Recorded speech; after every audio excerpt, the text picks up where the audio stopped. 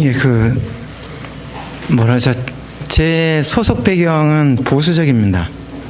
이렇게 깔아야 되는 이유는 처음부터 이렇게 공격을 수없이 당했었기 때문에, 그리고 심지어는 예수는 믿냐라는 질문과 또 후배 선교사들조차 이슬람에서 기독교 심어놓은 무슬림 이맘이라는 얘기까지를 들을 때 참 세상이 더러워져도 참 더럽다 라는 그런 생각을 갖게 되는데요. 어쨌든 예수교 장로회 합동측 소속이고요. 그리고 90년 11월 이후에 이슬람 세계를 주로 접했고요. 그래서 2010년까지는 현장에 주로 있었고요. 한 나라, 제가 있었던 나라에서 제가 나오게 되면서는 국내에 있는 이슬람권 이주자들, 그리고 해외에 나와 있는 무슬림 이민자들에 대한 쪽으로 집중을 하게 됐었고요. 어찌 보면 여러분들보다는 한국에 와 있는 수많은 곳에 살고 있는 무슬림 이주자라고 하는 사람들의 생활 근거지에 많이 밀착이 됐었고요. 그래서 지금 동네 주소는 까먹었어도 어디 가면 어떻게 살고 있는 그들을 만날 수 있는지를 실은 다 이렇게 훤하게 들어와 있어요. 그래서 대구에 가면 어느 터미널 쪽, 또 김해에 가도 어느 쪽과 어느 골목, 어느 뒤쪽으로 가면 우즈베키스탄 무슬림들이 주로 모이고 무슨 얘기를 한다, 뭐 이런 정도까지의 맥락들은 이해를 하고 있고요. 그리고 유사업종 종사자인 외국인 무슬림 이맘들, 유사업종 종사자잖아요. 그래서 그 관계된 분야 속에서 또 이렇게 나눌 수 있는 이야기들이 상당히 많았고요. 저 또한 또 이민자고, 그리고 나그네였고, 이방인의 정체성을 계속 갖고 살아왔었기 때문에 갖는 그거, 그리고 또 한국 땅에서도 마이너리티의 정체성을 갖는 순간 갖게 되는 수많은 힘든 느낌들을, 그래서 수년 전에 있었던 거 있잖아요. 그 느낌, 유행했던 말 아시죠? 느낌 아시죠? 라는 그런 표현들에서 무슬림들 만날 때 기본 전제는 전 종교적인 화두로 접근을 안 하고요. 그냥 한 사람으로서 낯선 땅에 사는 자, 가족의 생계와 아니면 자기 종교적인 헌신 때문에 무엇인가를 포기하고 살아가는 자의 삶이 무엇인지를 알기 때문에 그런 화두 속에서 닮은 것을 찾아내고 다른 것을 서로가 존중할 수 있는 것. 그럼에도 불구하고 갈망은 있죠. 여러분들이 갖고 있는 그런 것에 대한 기대감을 갖고 살지만 그것을 상대방이 강제하지 않는 그런 일들을 했었고요. 그리고 요르단에 있을 때는 아랍교회에 담임을 했었고요. 그리고 무슬림 친구자, 개종한 무슬림 친구들도 존재하고요. 소위 말하는 이슬람권 선교를 말할 때 어떤 기대치라고 하는 것을 그래도 재미있게 다 겪어봤던 입장이에요. 도망도 다녀봤고 남들이 말하는 추방도 당해보고 하여튼 할 만큼을 했었고요. 그리고 다른 부분은 예를 들어 이런 거죠. 이게 서론 쪽으로 끌고 들어가는 얘기인데요. 저는 1편밖에 안 봤지만 죽어에 사는 남자라고 하는 모 드라마, 이미 제목을 얘기하고서 모 드라마라고 얘기하는데요. 근데 그거 됐을 때 처음에는 이슬람을 이렇게 폄훼했다라고 하는 수많은 논쟁이 있었고요. 그거 나왔을 때 제가 오마이뉴스와 몇 개 매체에 팩트체크를 했었습니다. 그래서 그것이 거짓된 정보에 의해서 무슬림들을 선동하는 내용인 것이 확인이 돼서 1차 유포자, 영어로 썼던 유포자에게도 문제제기를 했었고, 그것을 한글로 옮긴 어떤 이에게도 보내서 당신이 드라마나 보고서 이 글을 썼느냐라고 하는 문제제기를 했었고요.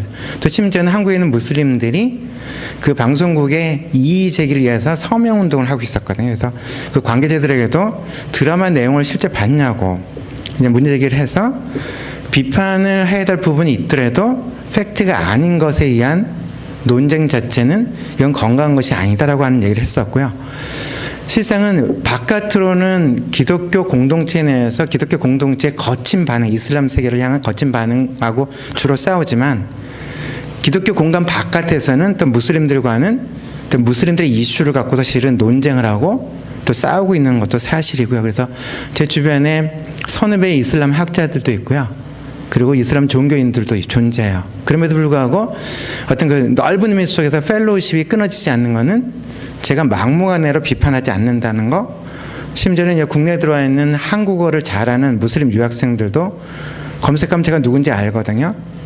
그 누군지 제가 누군지 안다는 것과 저하고 말 섞는 것에 대해 거부감을 표출하지 않는 것은 별개거든요. 그래서 작년 6월 달에 인천공항에 28명의 시리아 난민들이 이제 붙잡혀 있었던 상황들이 뉴스에 나오게 됐었는데요.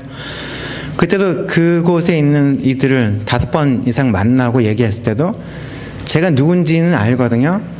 어쨌든 기독교인인 거 알고요. 그럴 때 그 기독교인이고 목사고 선교사라는 그 정체성이 무슬림들에게 혐오의 대상이 되지 않는, 자신들을 이해한다는 거 있잖아요. 옹호가 아니라 이해한다는 것 자체가 존중과 배려의 관계가 될 수 있었던 거고요. 그래서 왜 킴 너는 우리를 돕냐라고 했을 때, 아랍 지역에 있을 때 나도 누군가의 도움을 받고 살았고 놈놈들도 있었고 1년, 2년, 3년에 해당되는, 오늘 주일날 아니지만 그냥 경건 언어를 썼습니다.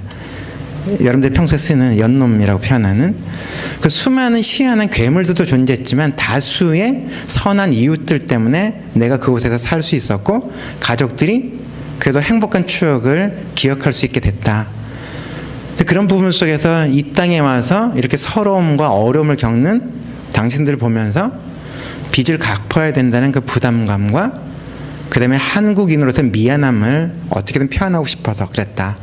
그래서 실상 그들을 만날 때도 제가 지금 LA 쪽인데 그쪽에서 시리아인들의 음식에 가장 가까운 것을 준비했고 그들의 출신 지역에 대한 정보를 저도 알기 때문에 그 대화를 나누는 거. 그러니까 자기 고향의 고향 산천을 이야기하고 그곳에는 어떤 식당에서 먹던 음식 맛을 얘기하는 그런 만남은 상당히 재미있는 거라는 생각이 들었거든요. 근데 그런 것 속에서 실은 이제 한국 내에서 이슬람을 이야기하는 분들도 오프라인에서 저의 친구고 또 선배님이고 형님으로 모시는 분들도 존재해요. 그러나 아닌 것은 아닌 거라는 생각을 했었고요. 그러니까 뒤에서 뒷담화 치는 것이 아니라 만날 때면 아닌 건 아닌 거거든요.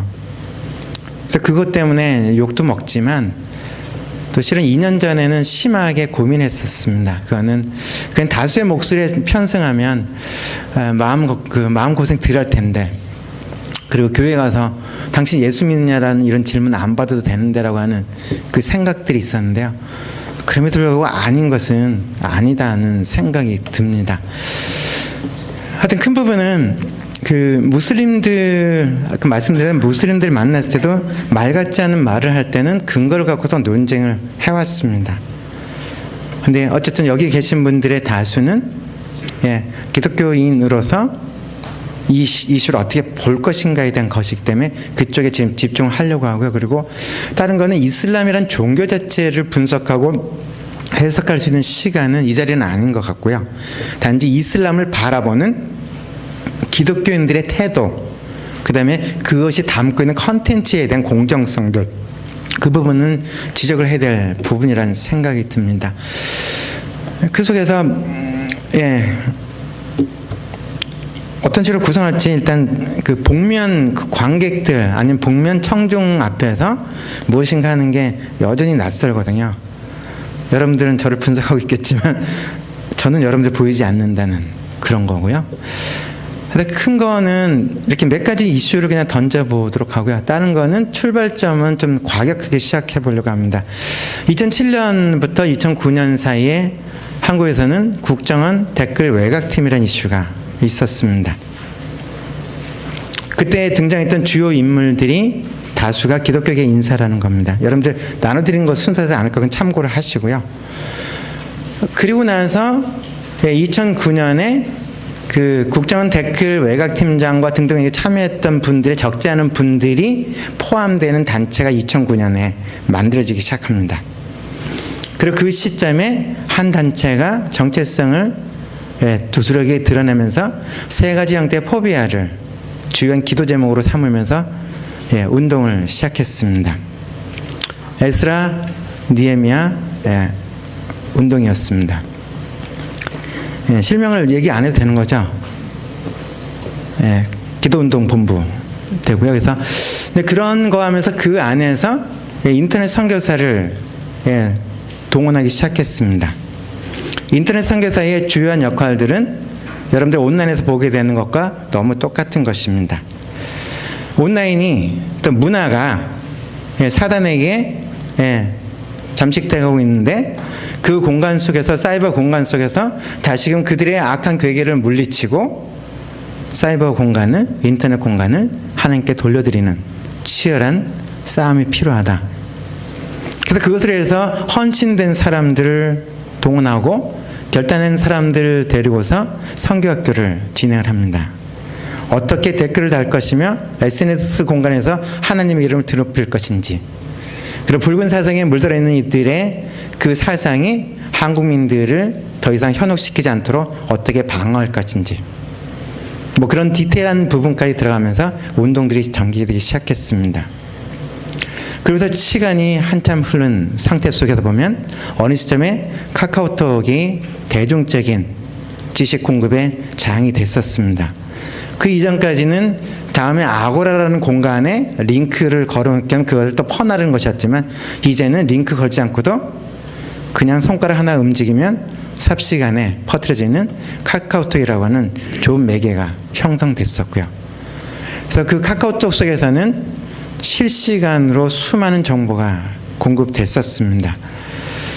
그런 것 속에서 많은 경우는 긴급 기도 제목이라는 이름으로 공급됐습니다.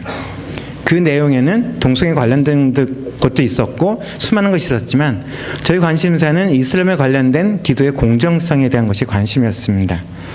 왜냐하면 제가 보수적인 입장 속에서 갖고 있는 것은, 두려움이 있다 할지라도 기도한다는 것은 두려움을 넘어서는 것이고, 혐오가 있다 할지라도 기도를 한다면 혐오가 조금 줄어드는 것, 그것이 기도의 능력이고 기도의 은혜라고 생각했습니다. 근데 제 눈앞에 펼쳐지는 그 특정한 기도는, 기도를 할수록 두려움이 커지고 기도를 할수록 혐오를 증산시키는 이 기도의 매체는 누구인가? 그건 어떤 면 속에서는 그건 기도가 아니라는 생각했습니다. 왜 우리 안에 있는 두려움이 사라지는 것이 아니라 두려움이 커지는 것일까? 그것은 진짜 하나님의 기도의 역사인가? 하여튼 그런 고민들을 하게 됐었는데요. 그래서 그런 부분 속에서는 팩트 체크라는 것은 기본이었습니다. 우리가 들어보나 마나, 가보나 마나, 알아보나 마나, 해보나 마나야 라고 하는 우리의 스스로 포기된 그 심령들이 거짓된 정보를, 지역감정, 혈연에 의한 어떤 편견들, 수많은 것들이 거기에 토대를 두고 있다 생각합니다. 생각의 힘을 갖지 못하면 우리는 누군가가 만들어 놓은 그것에서 누군가를 막연히 혐오하거나 미워하는 것을 갖게 되는데, 제가 이해하는 성경 속의 그분은 우리를 하여금 질문 던지게 하는 분이라는 것을 생각합니다. 그러나 순종하는 것이 익숙한 분들은 어떻게 순종할까를 따지지만, 저는 그걸 왜 믿어야 하는가라고 하는 질문을 던지곤 했습니다. 최근의 이슈로 얘기하면 좀 더 충격적일 수 있기 때문에요, 2년 전 버전으로 약간 중화시켜서 몇 가지를 보겠습니다. 혹시나 카카오톡을 통해서 기도 정보를 받아본 적이 없는 분들은 여러 가지를 좀 고민하셔야 될 겁니다. 기도할 만한 이들에게만 카카오톡을 통해서 기도 정보가 공급되고 있습니다. 혹시나 카카오톡을 통해서 기도 정보를 하나도 받은 적이 없는 분들 계십니까? 손들라고 해도 손들 수가 없죠. 많이 받으신 분 계신가요? 숨기는군요. 카카오톡 교인에서 이탈되면 많은 그 고난이 있죠. 하여튼 그 속에서 지금 2년 전의 상황을 살짝 보려고 합니다. 일단 제목은 여기를 어떻게, 여기 좀 더 밝으면 좋을 것 같기도 한데요. 그냥 보이시긴 하죠. 약간 느낌으로 할 텐데요. 복음, 상식과 배려라고 했습니다. 실상은 제가 우리 문충곤 목사를 37년간 알아왔지만 여전히 잘 모르거든요. 정보 잘 모르지만, 그러나 친한 거 맞니? 저런 식으로 이제 배신을 때리는데요. 정보를 몰라도 상대를 알 수가 있습니다. 근데 많은 정보를 안다고 해서 상대를 아는 것은 아닙니다. 그것은 태도의 문제라 생각이 드는데요. 그래서 하여튼 복음과 상식, 배려라고 하는 이런 표현을 썼는데요. 이슬람, 한국을 향한 이슬람의 대공세, 이건 수없이 썼던 겁니다. 2009년, 10년 이런 시기에 또 이슬람 쓰나미가 몰려온다. 그래서 두기총이란 단체에서 그냥 실명 다 얘기해도 되죠? 한기총이란 쪽에서 동영상 만들어서 돌렸던 것이 있었습니다. 쓰나미, 공포스러운 언어를 이슬람과 연결시켜서 이미 전제를 깔고 있는 것이 있었습니다. 그 내용의 출처가 무엇인지도 다 있었는데 어쨌든 그 속에 나온 거 몇 가지만 해보겠습니다. 이 부분은 이하무개 집사님은 얼마 전에 모 정당의 대표를 역임을 했던 분이고요. 강남에 있는 S교회 집사님이셨던 분이죠. 그분의 그 강연 동영상이 엄청나게 성공적으로 돌았죠. 그 이혜훈 집사의 이슬람 선교 간증에 대한 그 중에 한 대목을 여기 써놨습니다. 어쨌든 보면 우리나라에도 불과 8년 만에 약 90배가 늘었다 어쩌고저쩌고 이런 얘기 쭉 하는데 출처는 없습니다. 사실은 2006년에 5천 명이었던 무슬림의 숫자가 2010년에 여기 좀 이것도 딱 그분의 주장인데요. 일단 요 뒤에 하나 사실 한번 보시면 2005년 말 현재로 해서 16만 8천 명이고요. 그리고 잠깐요. 70배, 90배가 늘었다는 것은 전혀 근거가 없었고 1.4배 정도 늘었습니다. 10년 사이에. 1.4배가 늘었던 것과 90배가 늘었다는 것은 너무나 큰 차이입니다. 근데 거기서 중요한 거는 무슬림 이주자의 증가 추세와 전체 외국인 이주자의 증가 추세 속에서 전체 외국인 이주자의 증가 추세가 무슬림 이주자 증가 추세보다 더 높게 나옵니다. 즉 무슬림 인구의 증가 추세가 확연하게 드러나는 것이 아니라는 것입니다. 근데 그것도 숫자에 대한 엉뚱한 강조점을 통해서 우리에게 다른 환상들을 두고 있었습니다. 이슬람이 유럽을 삼킨다 뭐 하면서 30년간 유럽의 이슬람 인구가 3배로 증가했고 2020년에는 지금의 2배가 된다. 엄청나게 폭발적인 성장을 한다라고 하는 얘기를 했습니다. 그러나 실제 숫자는 그렇다고 전혀 가능성이 없습니다. 2배가 늘지도 않았고요. 숫자적인 증가는 전체 자연 증가율에 미치지 못하는 형태들입니다.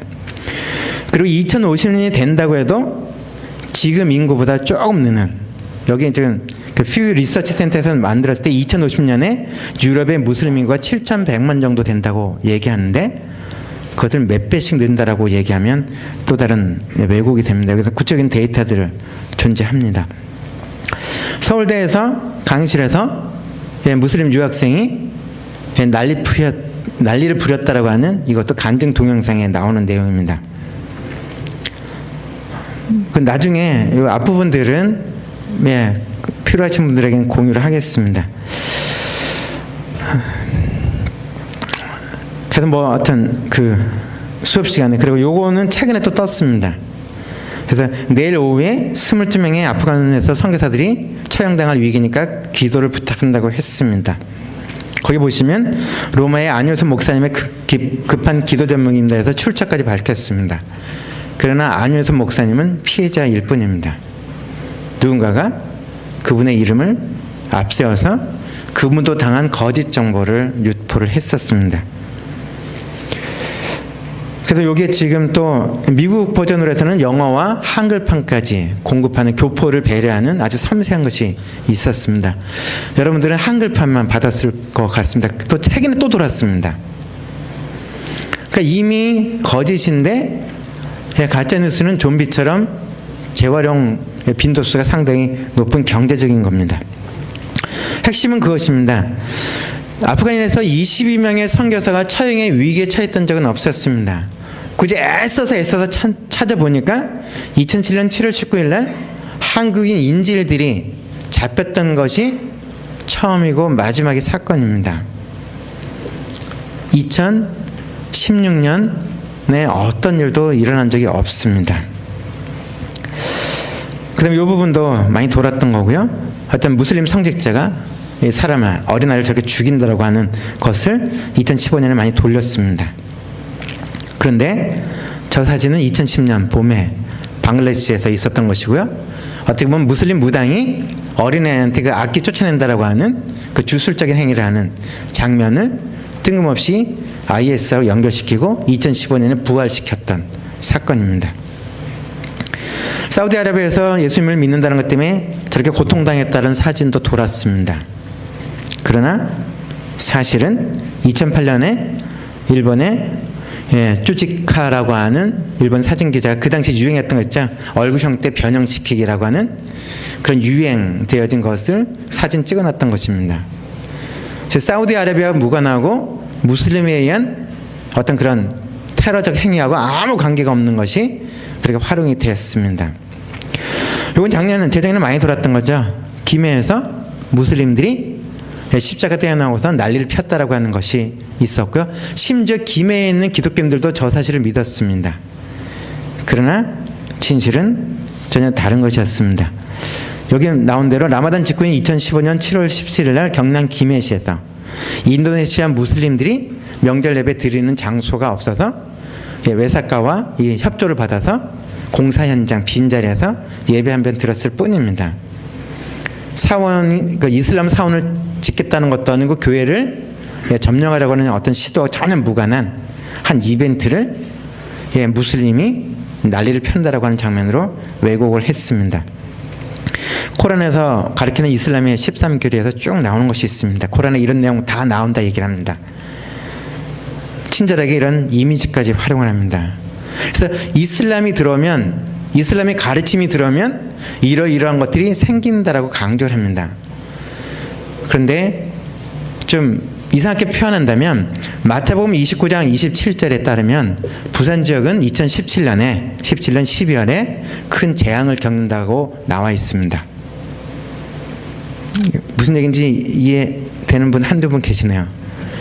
마태복음 29장이 없습니다. 어쨌든 이 부분에서 이슬람에 이런 것이 나왔다고 하는데 그 본문에 가면 그런 식으로 해석될 여지가 없는 것이 대부분입니다. 그런데 강연하면서 제가 지금부터 아랍어로 막 얘기하면 제가 갑자기 신비로워지겠죠. 그래서 이 전문가가 이 본문에 이렇게 나와 있다 그러면 반대하기 쉽지 않죠. 왜냐면 집에 가서 코란 찾아갖고 읽어보진 않을 것 같잖아요. 쭉 지나가 보고요. 이 부분도 많이 돌았던 거죠. 하여튼 한국에 이슬람을 해서 무슬림들이 저렇게 기도한다 막 돌렸는데 태극기가 그려진 옷까지 입었다. 근데 저 사실도 전혀 달랐고요. 한국인 무슬림들이 메카로 성지순례 떠나기 전에 어떻게 보면 여행 떠나는 그런 특별한 기도회에 가졌던 사진을 갖고서 그렇게 둔갑을 시켰던 거고요. 뭐 이런 식으로 됐지만 핵심은 2014년 10월달 한국 무슬림들이 서울 용산구 이태원에서 사우디 메카 성지순례 전에 기념예배 드린 장면. 그리고 2016년 1월달에 작년에 많이 돌았죠. 독일 쾰린에서 집단 강간들이 일어났다라고 주장을 했어요. 그래서 뭐 이집트가 그렇고 어느 나라가 그렇다고 막 얘기했지만 저것 또한 사실이 왜곡된 부분들이 있었고요. 그리고 스위스의 무슬림들이 그 깃발 속에 있는 그 십자가를 제거하는 운동을 했다라고 주장도 했었습니다. 그런데 저것도 전혀 사실이 아닌 것이었습니다. 그 장소와 때와 사건의 맥락이 전혀 다른 것이었고요. 그 다음에 이게 지금도 많이 이렇게 활용되는 것이거든요. 2015년 12월 하순에 뜬금없이 익산에 할랄 단지가 세워질 거다. 그래서 거기 보시면 종교 지도자가 100만 명이 들어온다고 되어 있고요. 도축사가 7,103명이 들어오면 하는데요. 전 세계 무슬림 성직자들을 다 동원해도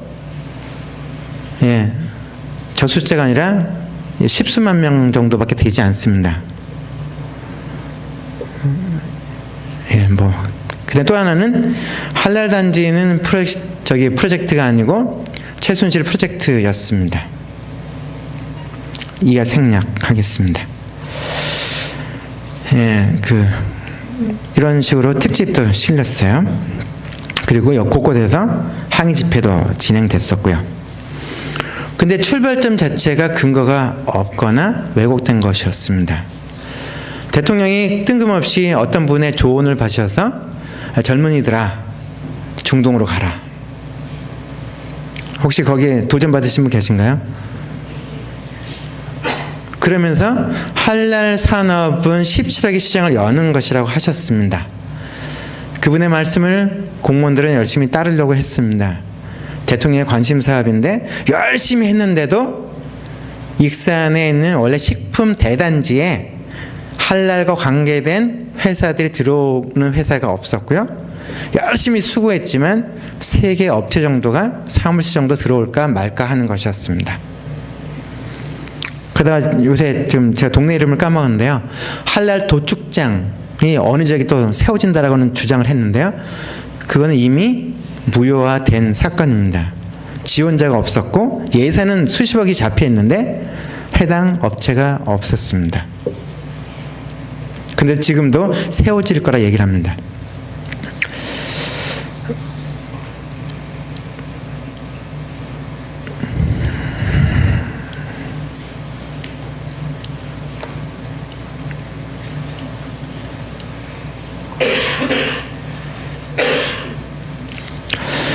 하여튼 저는 그런 부분 속에서는 무슬림을 바로할 자라고 하는 이름으로 진행되어지는 무슬림에 대한 혐오감을 조장하는 행위들 속에 가짜 내용이 너무나 많이 있다는 겁니다. 미워할 자를 미워하는 거 그건 그럴 수 있습니다. 두려워할 자를 두려워하는 거 맞습니다. 그런 과도한 두려움이나 극단적인 혐오는 건강한 것은 아니라 생각합니다. 그래서 그럴 때 표현되는 것은 이슬람 포비아입니다. 혐오입니다. 그래서 그게 어떻게 확산될까요? 그리고 한국교회는 왜 이슬람 포비아를 필요로 하는 걸까요? 왜 한국교회는 이슬람을 혐오해야 하는 것일까요?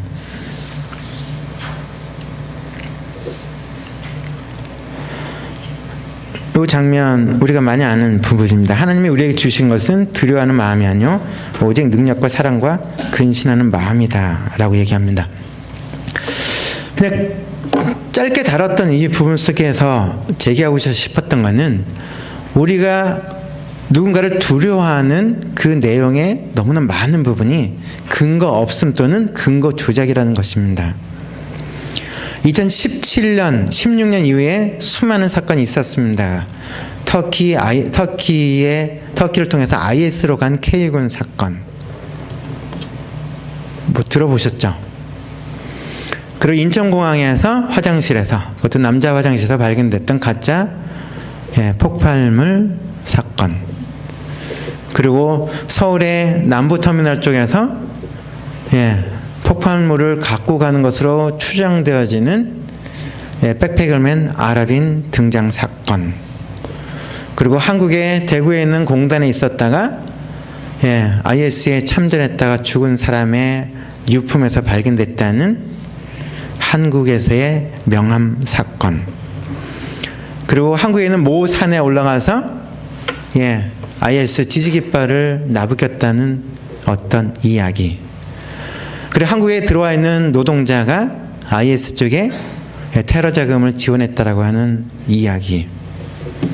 그것이 2016년에 끝없이 이어지던 맥락들이었습니다. 언론에 수없이 나왔던 이야기입니다. 그러나 팩트체크는 되지 않은 것이었습니다. 관련된 팩트체크의 내용은 상당히 길어서 이것은 언급하기는 좀 버겁고요. 대신 인터넷 검색하시면 관련된 것과 김동문 치시면 해당 글이 웬만큼 다 떠 있습니다. 그것이 어디서 시작됐고 누가 어떤 경로로 말했는데 사실은 어떤 것이었을까라고 하는 합리적 의심을 제기하고 있는 내용들이 있습니다. 그 부분 속에 큰 거는 테러 방지법이라는 것의 통과를 위해서 애를 쓰던 시점에 일어난 연쇄적인 움직임이었습니다. 거기에 대한 디테일한 어떤 그 부연 설명은 하고 싶지 않고요. 나중에 질의응답하면서 얘기할 수 있어야 되는데요. 큰 부분 자체는 우리가 세계사 속에서 우리가 배웠던 역사 안에는 중동의 이야기가 중동인의 시선으로 담겨 있지 않습니다. 유럽의 시각으로 다뤄진 중동의 이야기의 아주 일부분만 나옵니다. 그래서 그냥 아주 짧게 표현한다면 이슬람 테러리즘은 1970년대 이전까지 거의 존재하지 않았습니다. 그리고 큰 흐름 속에 보면 십자군 원정 전후한 시기던 이후에도 보면 전 세계 속에서 무력을 행사하면서 세력을 확장했던 세력의 대다수는 기독교권이었습니다. 스페인과 포르투갈의 식민지 개척, 동남아시아와 남미에 대한 식민지 개척이 됐었고요. 그 뒤에서 영국과 프랑스, 그 뒤로서 다른 패권 국가들이 전 세계의 주도권을 장악했었습니다. 오스만 터키가 이슬람 국가라고 생각하시지만 오스만 터키의 지배를 받던 아랍 국가들은 독립운동을 펼쳤습니다. 1차 대전 때입니다. 그래서 아랍 국가들은 영국과 프랑스 편에 서서 터키와 싸웠습니다. 영국은 전쟁이 이기면 전쟁이 끝나고 나면 아랍 국가를 세워주겠다고 했었습니다. 그러나 그 약속은 지켜지지 않았고 이스라엘이 1948년에 덜컹 독립을 선언하는 일이 있었습니다. 또 최근 들어서 이상한 일이 있습니다. 사우디아라비아의 실제 왕의 권한을 갖고 있는 아들 빈 살만이라는 왕자가 텔아비브도 방문했었고요. 2년 전부터 이스라엘의 고위 관계자 즉 총리급을 계속 만나왔었습니다. 이슬람 국가의 종주국의 실세가 이스라엘과의 협력을 강화하고 있습니다. 소위 말하는 대로 이슬람 국가는 반유대고 반이스라엘이라고 얘기를 하지만 역사적 근거는 거의 존재하지 않습니다. 유럽 사회 속에서 반유대주의 운동이 번졌을 때 그 유대인들이 16세기, 17세기 이 시기 때 북아프리카 쪽, 모로코, 튀니지, 알제리 등으로 피난을 갔었고 그곳이 유대인 디아스포라의 레피지 센터가 됐었습니다. 그 역사는 1970년대까지도 계속 이어졌습니다.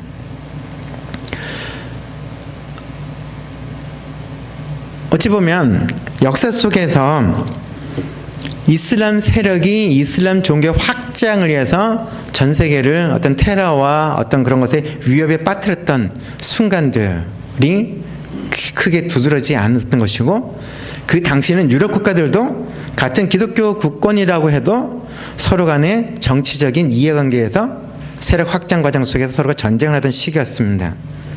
종교를 앞세웠지만 결국은 정치력의 대결이었던 것입니다. 오스만 터키도 정치적인 대결이었지 이슬람이라고 하는 종교를 확산시키기 위한 용도는 아니었습니다. 1990년대에 들어오고 2000년대에 들어오면서는 이전과 다른 하나의 사건들이 발생을 했습니다.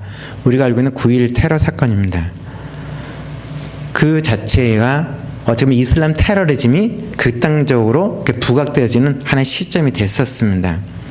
이전에 어떻게 보면 약소국으로서 지배국과 싸우던 그런 저항운동이 아닌 새로운 형태의 테러리즘이 확산되는 시점은 있었습니다.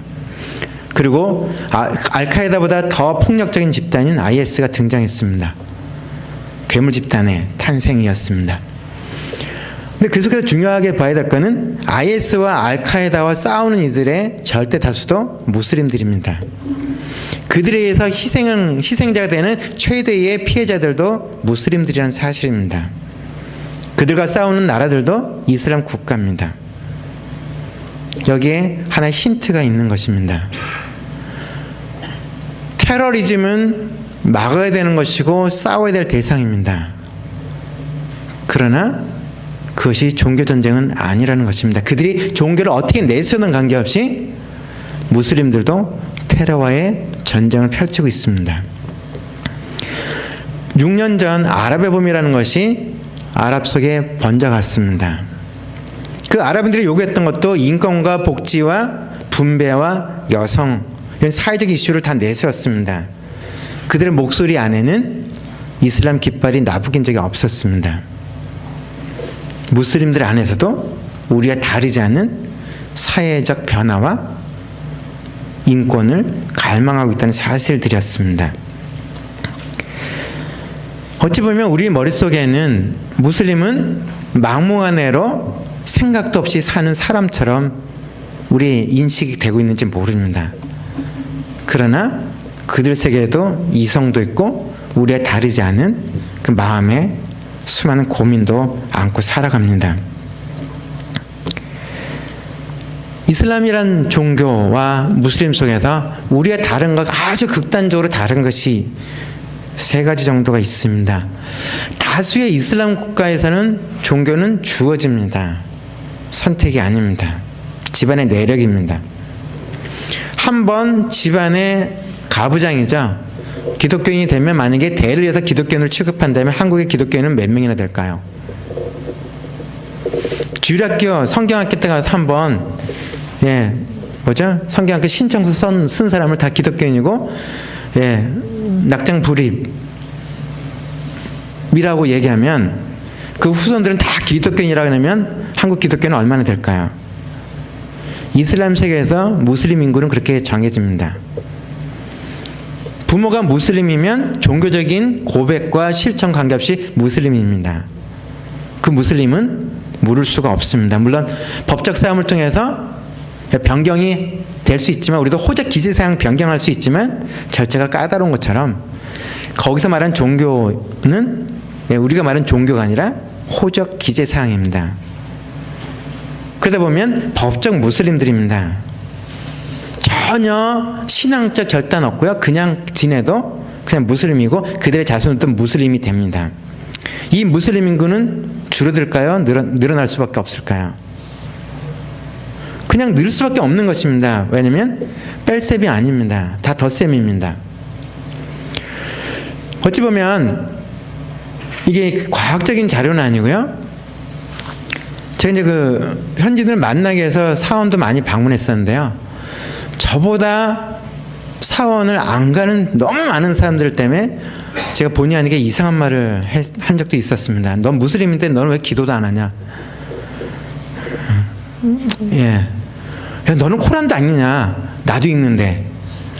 그러니까 좀 답답한 정도 있을 정도로 그러고, 또 다른 거는 사원 예배가 있는데요. 그냥 사원이 옆집이에요. 근데 예배를 구경하는 사람이 예배 드리는 사람보다 더 많습니다. 이거 좀 이해가 안 가실 거예요. 그리고 우리에 편하면 중요한 명절이죠. 부활절이나 이런 것처럼 거긴도 큰 명절이 있는데 명절 때도 사원 예배에 참석하는 숫자는 5% 10%도 안 되는 것 같습니다. 쭉 돌아다닐 때 느껴지는 거는 관심이 없습니다. 그냥 어떻게 명목상의 그 상황인데요. 그럼에도 불구하고 종교가 뭐냐 그러면 그냥 무슬림이라 얘기합니다. 왜냐면 무슬림 맞죠? 써 있잖아요. 저도 이전에 불교인이었습니다. 저는 불심도 없었고 불자도 아니었는데 부모님이 스님 오시면 쌀 갖다 주라 해서 저도 갖다 줬죠. 그 초파일 되면 저는 안 가도 부모님들 뭐 했잖아요. 그래서 저도 부디스트 백그라운드 빌리버라고 얘기합니다. 그냥 불교적 배경이 있었습니다. 그거보다 좀 더 그런 상황이 강하다고 생각하시면 그것이 무슬림입니다. 걔네 고백, 걔네 그거 관계없습니다. 전혀 관계없습니다. 그냥 그렇게 되어집니다. 그게 절대 다수의 이야기입니다. 그리고 코란 모릅니다. 여러분들에게 고대 히브리어로 된 성경만이 구약 성경이다. 한글 성경은 하나님의 영감이 되지 않은 거다. 다음 주부터는 여러분들이 성경을 보려면 히브리어로 된 것만 보셔야 됩니다. 다음 주부터 여러분들 어떻게 될까요? 하나님께서 한국말로 된 성경 계시하신 적 있나요? 이슬람 세계는 그렇게 표현합니다. 각 나라 사람으로 된 코란은 존재하지 않습니다. 그건 코란이 아니고 설명서입니다. 알라가 준 것은 1400년 전에 고대 아랍어로만 된 것만이 코란입니다. 어찌 보면 그냥 우리가 이중문자로 된 옛날 문서를 갖고 지금 여러분들 다 알 수 있을까요? 한국이니까 다 아실 수 있죠? 1400년 전에 우리 고대 한국어로 된 거 문헌 다 아시잖아요. 그죠? 어렵지 않죠? 국문학 전공 안 해도 다 알 수 있는 거죠? 그냥 읽으면 다 느껴지죠? 한국 사람인데. 근데 여러분들 1400년 전에 중국의 그 송나라 때의 문인이었던 아무개의 문집 여러분 다 아시죠? 한자 문화권이잖아요, 저희요. 지금 뭐냐면 방글라데시인이 아랍어에 능통할 수 있을까요? 아랍인한테도 고대 아랍어로 된 코란은 힘든 책이에요. 뭔가 훈련이 돼야지 되는 건데요. 근데 딴 쪽에서 자기네 나라 말도 문명이 높은데 코란을 읽고서 그 뜻을 알 수 있을까요? 거의 불가능합니다. 그러다 보면 코란을 풀어서 설명한다는 이들에 의해서 선동당할 확률은 엄청나게 큽니다. 왜냐하면 그 무지랭이 평범한 무슬림도 코란에 대한 권위는 인정하도록 교육이 됐기 때문입니다. 그래서 이 본문이 이런 뜻이다라고 얘기하면 반대할 수 있어요, 없어요? 기독교하고 너무 다른 것 같죠. 제가 지금부터 히브리어 원어 성경을 펼쳐서 여러분들 알고 있는 본문과 다른 거를 제가 지적을 하면 어떻게 될까요? 히브리어도 모르는 게 뭐 이렇게 제가 치고 들어가면 이제 성경 공부에 대한 저항이 무마되겠죠. 이게 또 그 당시에 이게 무슨 뜻인데라고 막 얘기하는 그런 건데요. 잠시 쉬기 전에 하나 맥락만 하고서 얘기를 매듭하려고 합니다. 여기는 이 부분은 그냥 등잔입니다. 성경에 나옵니다. 주의 말씀은 내 발의 등이요 내 길의 빛이다, 등불이다 얘기를 했습니다. 3200년 3500년 전에 쓰던 겁니다. 그럼 어떻게 될까요? 여러분들 한국어 성경을 보시잖아요. 하여튼 성경에서 말하는 등잔은 이것입니다. 그리고 신약 때 세상의 빛이라 너희 빛을 사람에게 비추게 하라, 이것이 예수 믿을 때 사용하던 등잔입니다. 실체를 확인 안 하고 그냥 머릿속에 들어있는 것으로 우리가 정리된 것이 있습니다. 근데 실체가 드러나면 우리가 가져왔던 것도 검토를 받아야만 합니다. 왜냐하면 등잔의 심지는 하나입니다. 여기 등불을 제가 켜고 있다면 제가 빛날까요? 이 앞에만 빛날까요? 답은 나와 있잖아요. 빛이 닿는 부분만 빛나자 사람에게 가까이 서면 그 사람이 빛나지 제가 돋보이지 않습니다. 여기는 이 등잔도 똑같습니다. 앞에 심지가 달려있는 이것을 불 켜면 발치 정도 밝혀줍니다. 앞을 밝혀주는 것이 아니라 발치를 밝혀줍니다. 우리가 촛불을 들고 있는 것과 똑같습니다. 앞을 비추는 대상이 아니라 발치를 밝혀주는 겁니다. 실은 어떤 무슬림들 속에 코란의 먹통입니다. 그러나 코란을 아는 척합니다. 들은 그것을 그대로 믿습니다. 스스로 읽을 수 있는 능력을 가진 이들이 거의 없습니다. 그러다 보면 그 안에 부안해동과 선동의 가능성이 많이 있는 것도 사실입니다. 그리고 세 번째 부분은 무슬림들 사회 속에 보편적으로 흐르고 있는 하나의 정서가 있다면 그것은 명예에 대한 갈망이고 수치에 대한 극단적 회피의 태도입니다. 상대방 다른 사람으로부터 수치를 당했다 싶을 때 견딜 수 없어 합니다. 한국 사람도 비슷합니다. 수치를 당하지 않는 것이 명예라고 생각합니다. 그럼 수치스럽게 하는 대상에 대해서는 적대적일 수밖에 없습니다. 그 맥락 안에 하나의 이슈가 화해라고 하는 단어가 있습니다. 갈등이 있는 양 당사자가 있을 때 먼저 화해를 내세우는 것은 수치가 됩니다. 왜죠? 자기가 부족한 것이 있기 때문에 먼저 제안했다고 얘기하는 이런 식이 되기 때문에 먼저 제안도 할 수가 없습니다. 수치를 당하지 않게 해서. 그럴 때 사용하는 방식이 중재자입니다. 중재자가 중재한 안을 받아들이는 것은 아주 명예로운 것이 됩니다. 갑자기 제가 논리적인 비약을 잠깐 했습니다. 2004년도에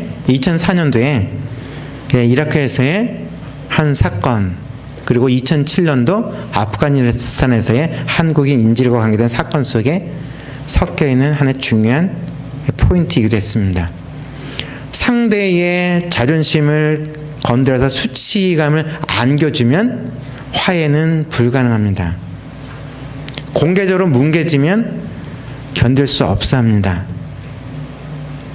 그러다 보면 여러분과 누가 갈등이 있다고 했을 때 진짜 문제를 풀려고 하면 어떤 사람을 중재자로 내세울 수 있을까요?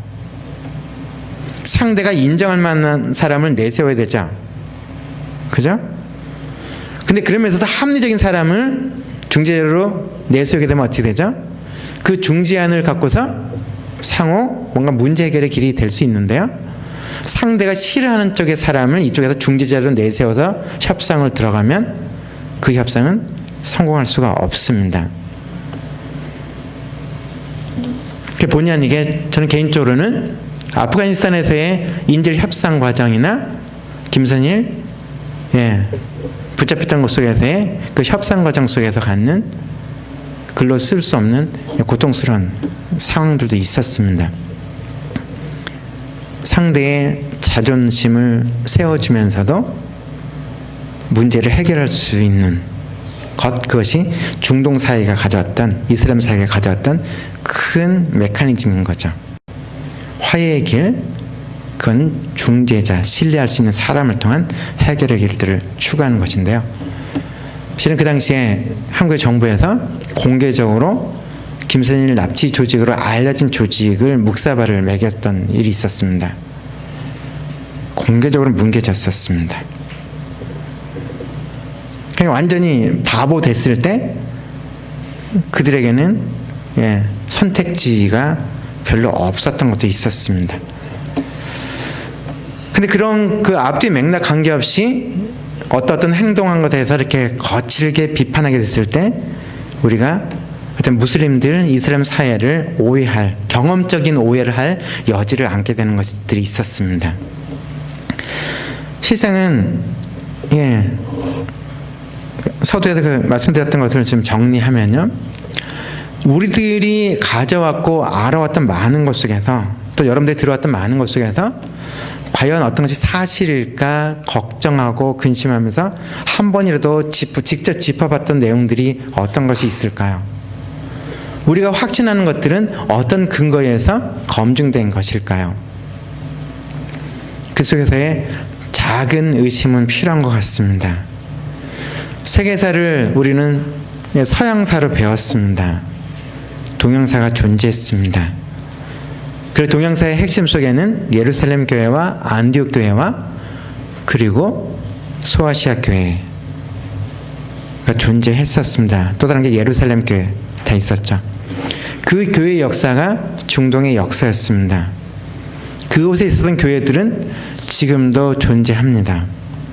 이집트는 천만 안팎되는 알렉산드리아 교회의 후예들이 천만의 교세를 유지하고 지금도 존재합니다. 그리고 그런 복음의 뿌리들이 여러분들 아시는 것처럼 수단과 에티오피아, 리비아 그런 식으로 들어가고 안디옥 교회가 이라크를 비롯해서 심지어는 네스토리우스 파에 의해서 당나라 수도 장안에까지 들어왔던 상황들도 있었고요. 소아시아 교회가 중앙아시아까지 그 영향들을 펼쳐왔습니다. 약해졌지만 그 역사의 흔적과 실체는 지금도 남아있습니다. 근데 우리가 본 세계사는 로마를 중심으로 한 세계사였습니다. 그 세계 속에 하나님의 일하심은 멈춘 적이 없었습니다. 근데도 우리는 그곳을 불모지라고 선언했습니다. 복음의 불모지에 가서 복음을 처음 뿌리는 자라고 하는 교만한 자세로 중동을 접근했습니다. 그러나 그 땅에는 2000년의 역사를 가진 기독교 공동체와 영성이 약화됐지만 여전히 남아있는 그루터기의 땅이기도 했습니다. 이런 어떤 무지라는 것 자체가 바라보게 되는 그 부분들은 너무나 매서운 것이었습니다. 그리고 무슬림들의 다수는 아까 말씀드린 것처럼 복음을 알고도 저항하고 거부하는 것이 아니라 그냥 그렇게 무슬림으로 태어난 사람들이 절대 다수였다는 사실입니다. 그들 다수는 곁에 신뢰할 수 있는 기독교인 이웃을 실제로 겪어보지 못한 사람들이 절대 다수였다는 사실입니다. 선택의 기회를 받지 않은 상태 속에서 기독교인들에서 반기독교적인 존재로 그냥 낙인 찍힌 사람들이 절대 다수였다는 것입니다. 그리고 또 다른 하나는 그 지역에서 그런 관점에서 선교했던 그 부분들로 인해서 이슬람 선교가 3D 업종이 됐습니다. 이슬람 선교는 어렵고 위험하고 힘들고 열매를 기대할 수가 없는 것이라고 선언했습니다. 그러나 그것 또한 사실과 다른 것입니다. 거의 집단 회심의 상황들은 곳곳에서 감지가 되고 있습니다. 지적인 사람들이든 무지랭이 같은 분들이든 하나님의 직접적인 계시와 환상과 기적들을 통해서도 개인과 집단과 그룹들이 하나님 앞에 나오고 있는 것은 지금도 역사적인 사실입니다. 그러나 한국교회에 그런 소식들은 잘 알려지지 않는 상황일 뿐입니다. 그런 것 속에서는 그들에 대한 우리의 기본적인 시각은 변화될 부분이 있는 것입니다. 무슬림은 태어났을 뿐 선택한 사람이 거의 없다. 그리고 하나님은 그 땅을 포기한 적이 없으시고 그 사람들 가운데 일하심을 멈춘 적이 없으시다. 그래서 그런 큰 흐름 속에서 한국교회가 어찌 보면 중동과 이슬람권을 힘든 지역으로 저기 하면서 어떻게 보면 열매 자체를 포기했던 상황, 자포자기와 패배감을 은근히 감추면서 그들에 대한 적대감을 조장했던 것에 대해서 하나님의 처방은 의의 것일 수 있다 생각합니다. 그것이 세계화의 물결 속에 한국에도 무슬림들이 와 있다는 것입니다. 제가 어떤 선교사님들한테 그런 얘기를 한 적이 있습니다. 당신들이 이슬람권에 그렇게 긴 시간 있으면서도 한 번이라도 시원하게 무슬림과 복음을 나눈 적이 있냐고. 그것으로 인한 패배감과 그 다음에 절망감, 좌절감들을 성도들에게, 기도 후원자들에게 드러내 본 적이 있냐고. 자기 안에 있는 뭔가 패배감을 감추는 방식이 나는 열심히 하고 있는데 이 사람들이 목이 고든 백성이고 이 땅이 미혹의 영에 가득히 사로잡혀 있기 때문에 복음의 진전이 안 된다는 식으로 혹시 표현하는 것은 아니냐고. 그런데 무슬림과 복음을 나누게 되면 그들 가운데서 확인되어지는 반응은 우리의 생각과는 너무 다른 것이 존재합니다. 어찌 보면 그 힌트는 아나니아와 사울의 만남, 고넬료와 베드로의 만남, 요나와 니느웨 백성들 간의 만남은 그것에 대한 하나의 힌트일 수 있습니다. 모두가 우리가 생각하고 똑같이 혐오의 대상이었고 공포의 대상이었습니다. 그러나 그들에게 다가서도록 요청했던 것은 하나님의 음성이었습니다. 어려움을 겪고서 어떻게 보면 자기 안에 있는 두려움과 혐오를 넘어섰을 때 사울의 변화를 볼 수 있었고 고넬료 집안 사람들의 구원을 확인할 수 있었으며 니느웨 성에 있었던 하나님의 일하심을 증명할 수밖에 없었습니다. 지금 우리들이 갖고 있는, 적지 않은 이들이 갖고 있는 무슬림에 대한 혐오와 두려움은 아나니아가 갖고 있었던 사울에 대한 두려움과 어느 면에서 비슷하고 다를까요? 베드로에게 있었던 고넬료와 등등의 사람들에 대한 혐오와 이 두려움과 어떤 면 속에서 유사했을까요? 니느웨 성 사람들을 바라보는 그 요나의 시선과 이슬람 세계를 바라보는 우리의 시선 속에는 어떤 면 속에서 닮아 있을까요? 어찌 보면 하나님은 그 혐오와 두려움이 실제적인 것이라 할지라도 그것을 직면하고 그들 가운데 일하시는 그 하나님을 바라보도록 초대하시는데 우리가 만들어놓은 혐오와 배제는 거짓된 정보와 과장된 정보와 그릇된 편견의 바탕을 둔 것이 더 많다면 이 부분은 어떻게 해결해야 될까요? 그런 부분 속에서 쉬는 시간 가지신 이후에 질문을 좀 대화 시간을 더 갖도록 하겠습니다. 예, 수고하셨습니다. 저는 가정호 목사님께 먼저 요청을 받았을 때 좀 난감했습니다. 제가 이슬람 전문가도 아니고, 그리고 또 이슬람에 대해서 잘 아는 사람도 아닙니다. 그리고 인터넷으로 우리 선교사님 활동하신 거, 그리고 강의하신 거 조금 봤고요. 그리고 제가 알고 있는 그런 내용 안에서 질문을 한 2가지 정도 여쭤보고 싶습니다. 선교사님께서는 이제 과장된 정보와 그릇된 정보가 결국 이슬람 포비아를 낳지 않았냐 하고 그 부분에 대해서 많은 지적을 해주셨고, 이 강의안도 제가 안에 보니까 그런 내용들이 좀 있는데요. 저희가 보기에는 그 이슬람에 대한 그런 포비아나 그런 두려움이 실제 우리 지구촌에서 일어나고 있는 이런 다양한 테러들, 9.11 테러에 3,000명이 죽었고 그리고 한 6,000명이 부상을 당했고, 2010년부터 올해까지 보니까 한 20여 건 넘게 해서 수천 명의 사람들이 무슬림에 의해서 죽었습니다. 그런 테러들이 결국 우리의 그런 두려움을 조장된 게 아닌지, 그러니까 그런 정보, 과장된 정보보다는 그 앞서서 실제 이런 일이 일어나고, 또 우리 국내에도 그 김선희 씨 하고, 그리고 또 배영규 선교사님, 신성민 형제님, 그리고 아프간에서나 이렇게 돌아가시지 않습니까? 그 참수당했던 그런 내용들, 그런 것들이 우선적으로 사실 좀 이슬람 포비아를 만들지 않았나 그렇게 생각하는데, 거기에 대해서 어떻게 생각을 하시는지 하고요. 두 번째는 이거는 정확한 얼마 전에 그 이주민 선교회에서 나온 발표입니다. 작년 2016년 6월부로 해서 우리나라 국내 그 이주민들이, 외국인 이주민들이 200만 시대를 열었습니다. 그리고 그 중에 한 20% 정도가 무슬림이라고 들었습니다.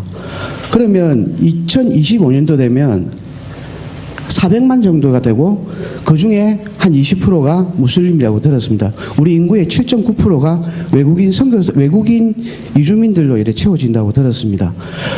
이분들이 사실상 지금 국내에 들어와 있는데, 우리는 왜 그 이슬람 포비아 이런 것보다 국내에 들어와 있는 이런 이슬람인들, 무슬림들을 어떻게 해서 선교를 해야 될지, 복음을 전할지, 이런 고민도 있어야 된다고 봅니다.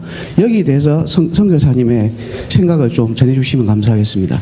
네, 포비아라는 것의 과장은 있는 사실이 전혀 아닌 것에서 시작되지만, 사실도 과장한 것도 과장이거든요. 즉 테러 행위 속에서 희생자가 있었고요, 테러를 행했다는 자들이 무슬림인 것을 자처했다는 것도 맞는데, 그렇다고 그것이 그들이 무슬림의 대표자이냐, 무슬림의 대변자로서 한 것이냐는 별개의 문제거든요. 근데 우리는 그들을 무슬림의 정신을 대표해서, 또 대변해서 그 짓을 한 것으로 해서 전체 무슬림을 매도하는 쪽으로 가는 것은, 이것은 과장이거든요. 어떻게 보면 전라도에서 아니면 경상도에서 충청도에서 누가 어떤 짓을 저질렀다고 해서 그쪽 지역을 매도할 수는 없잖아요. 그 지역에서 그런 자가 그런 짓거리를 했다는 것은 팩트잖아요. 근데 그걸 넘어서게 되면 그건 과장이 될 수 있거든요. 그래서 그런 면에서 조심스러움이 있거든요. 그래서 혐오라는 것 자체를, 여기서 조금 다르지만 한국에서 여성 혐오 범죄를 일으킨 자들이 남자들이다. 또 한국 남자들이 대부분이다. 그리고 그 나이도 연령층이 다 다양했다. 그러므로 한국에 있는 남자들은 다 잠재적인 여성 혐오 범죄자다.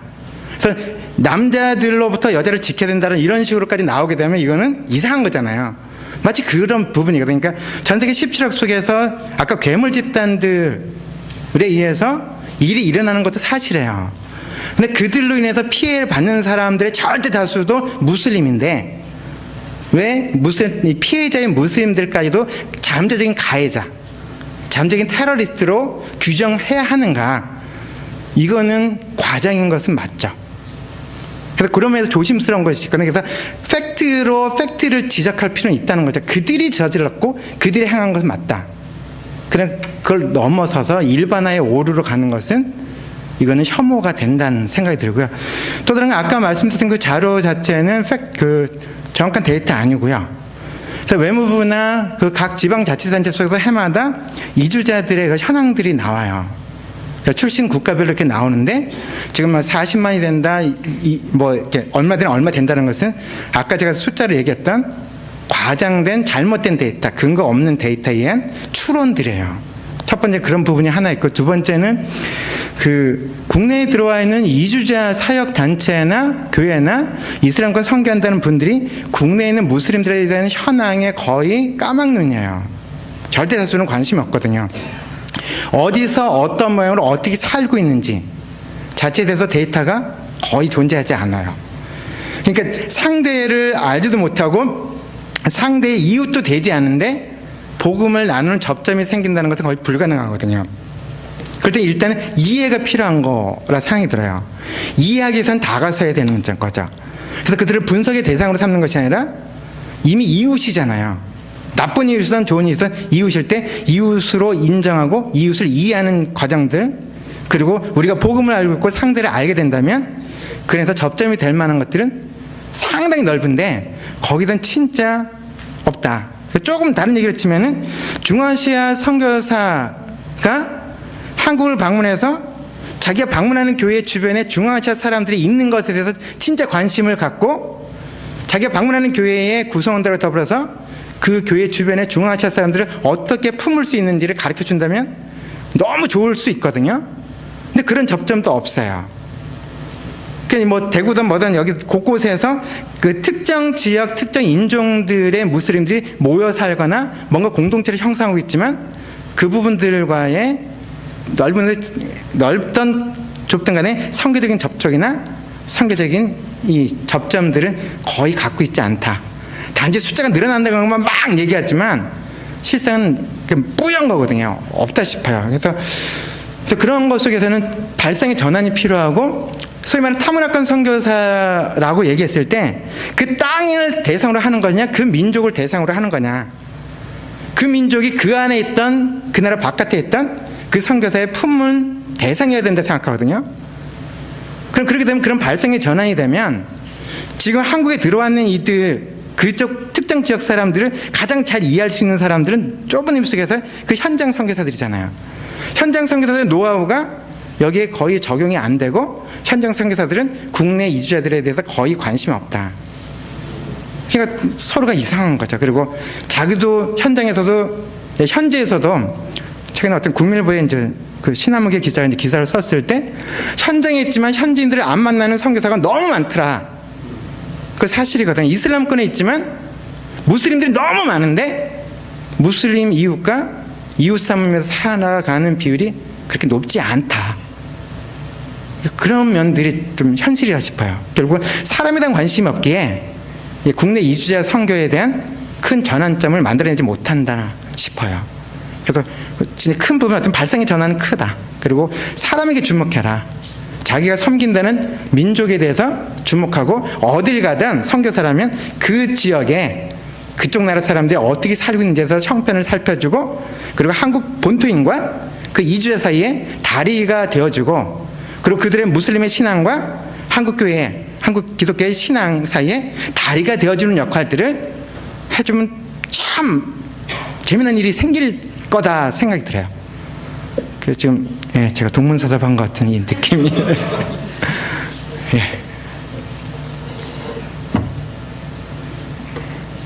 혹시 뭐 질문이 억지로 하시지 마시고요. 아까 예상되는 질문 아까 하셨는데요.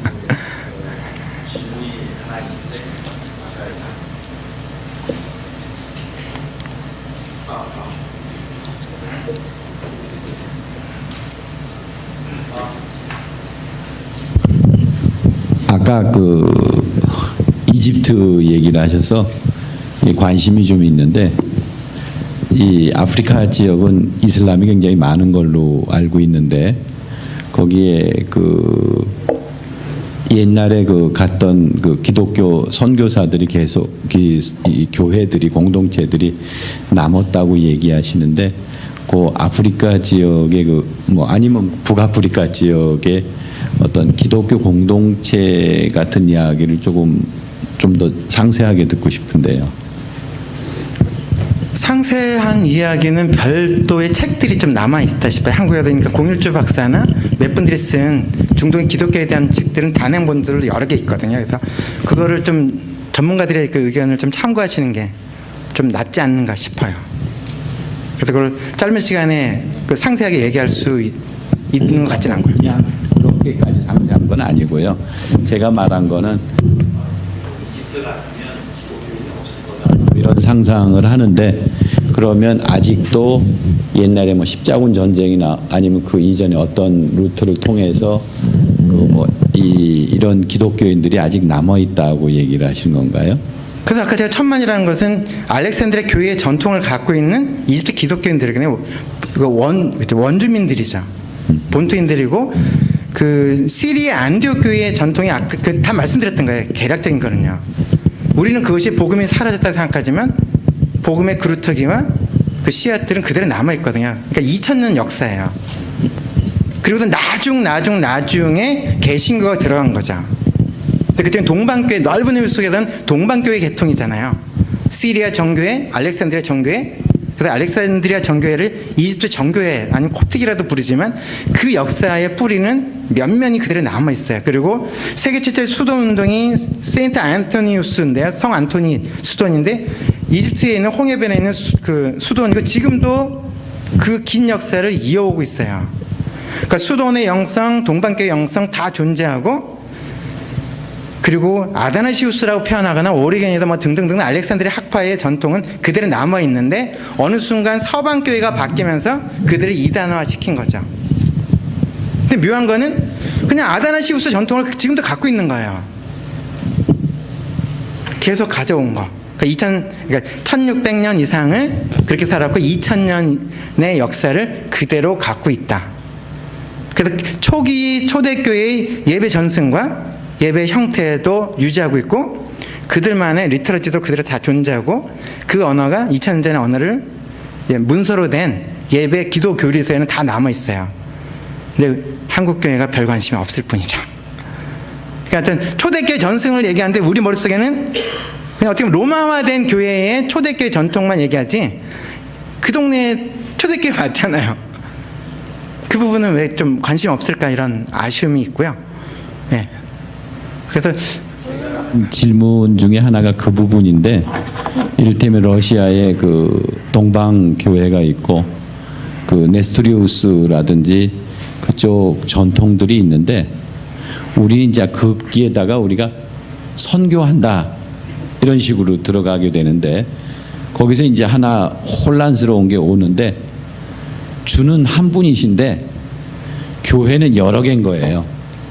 그리고 선교한다 개념할 때 도대체 우리의 교회를 전도하는 건지 주를 소개하는 건지, 이를테면 이슬람과의 문제도 있지만 같은 분을 주라고 고백하는 자들이 다시 한번 화해하고 어떠한 식으로 당신들의 영성을 간직하고 있는지 알아보는 것도 굉장히 중요한 것이지 않을까. 왜냐하면 한국교회의 영성이 조금 너무 빈약해서 뭐 역사도 없고 전통도 없고 이런 상황에서 뭐 이제 말씀하신 그 어떤 그 이집트나 이런 데에 있어서의 영성 같은 것들이 좀 진지하게 연구되고, 아니 뭐 연구는 둘째치고라도 만날 수 있으면 좋지 않을까 이런 생각이 좀 문득 드네요. 예.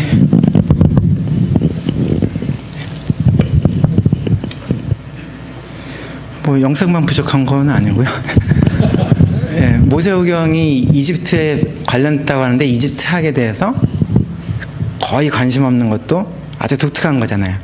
그러니까 성경의 역사적 사건이라고 얘기하지만 그 역사 현장, 성경의 무대에 대해서도 관심이 없는데 뭐 하물며. 그래서 질문 있습니다.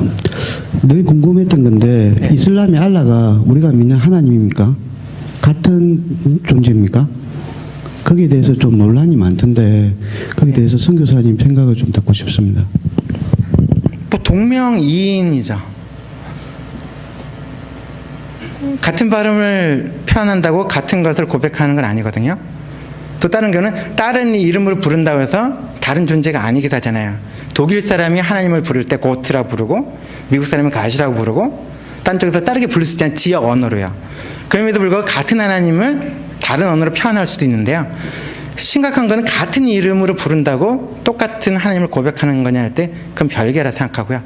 참고적으로 아랍 기독교인들은 하나님을 알라라고 표기를 하고 있다는 건 사실이고요.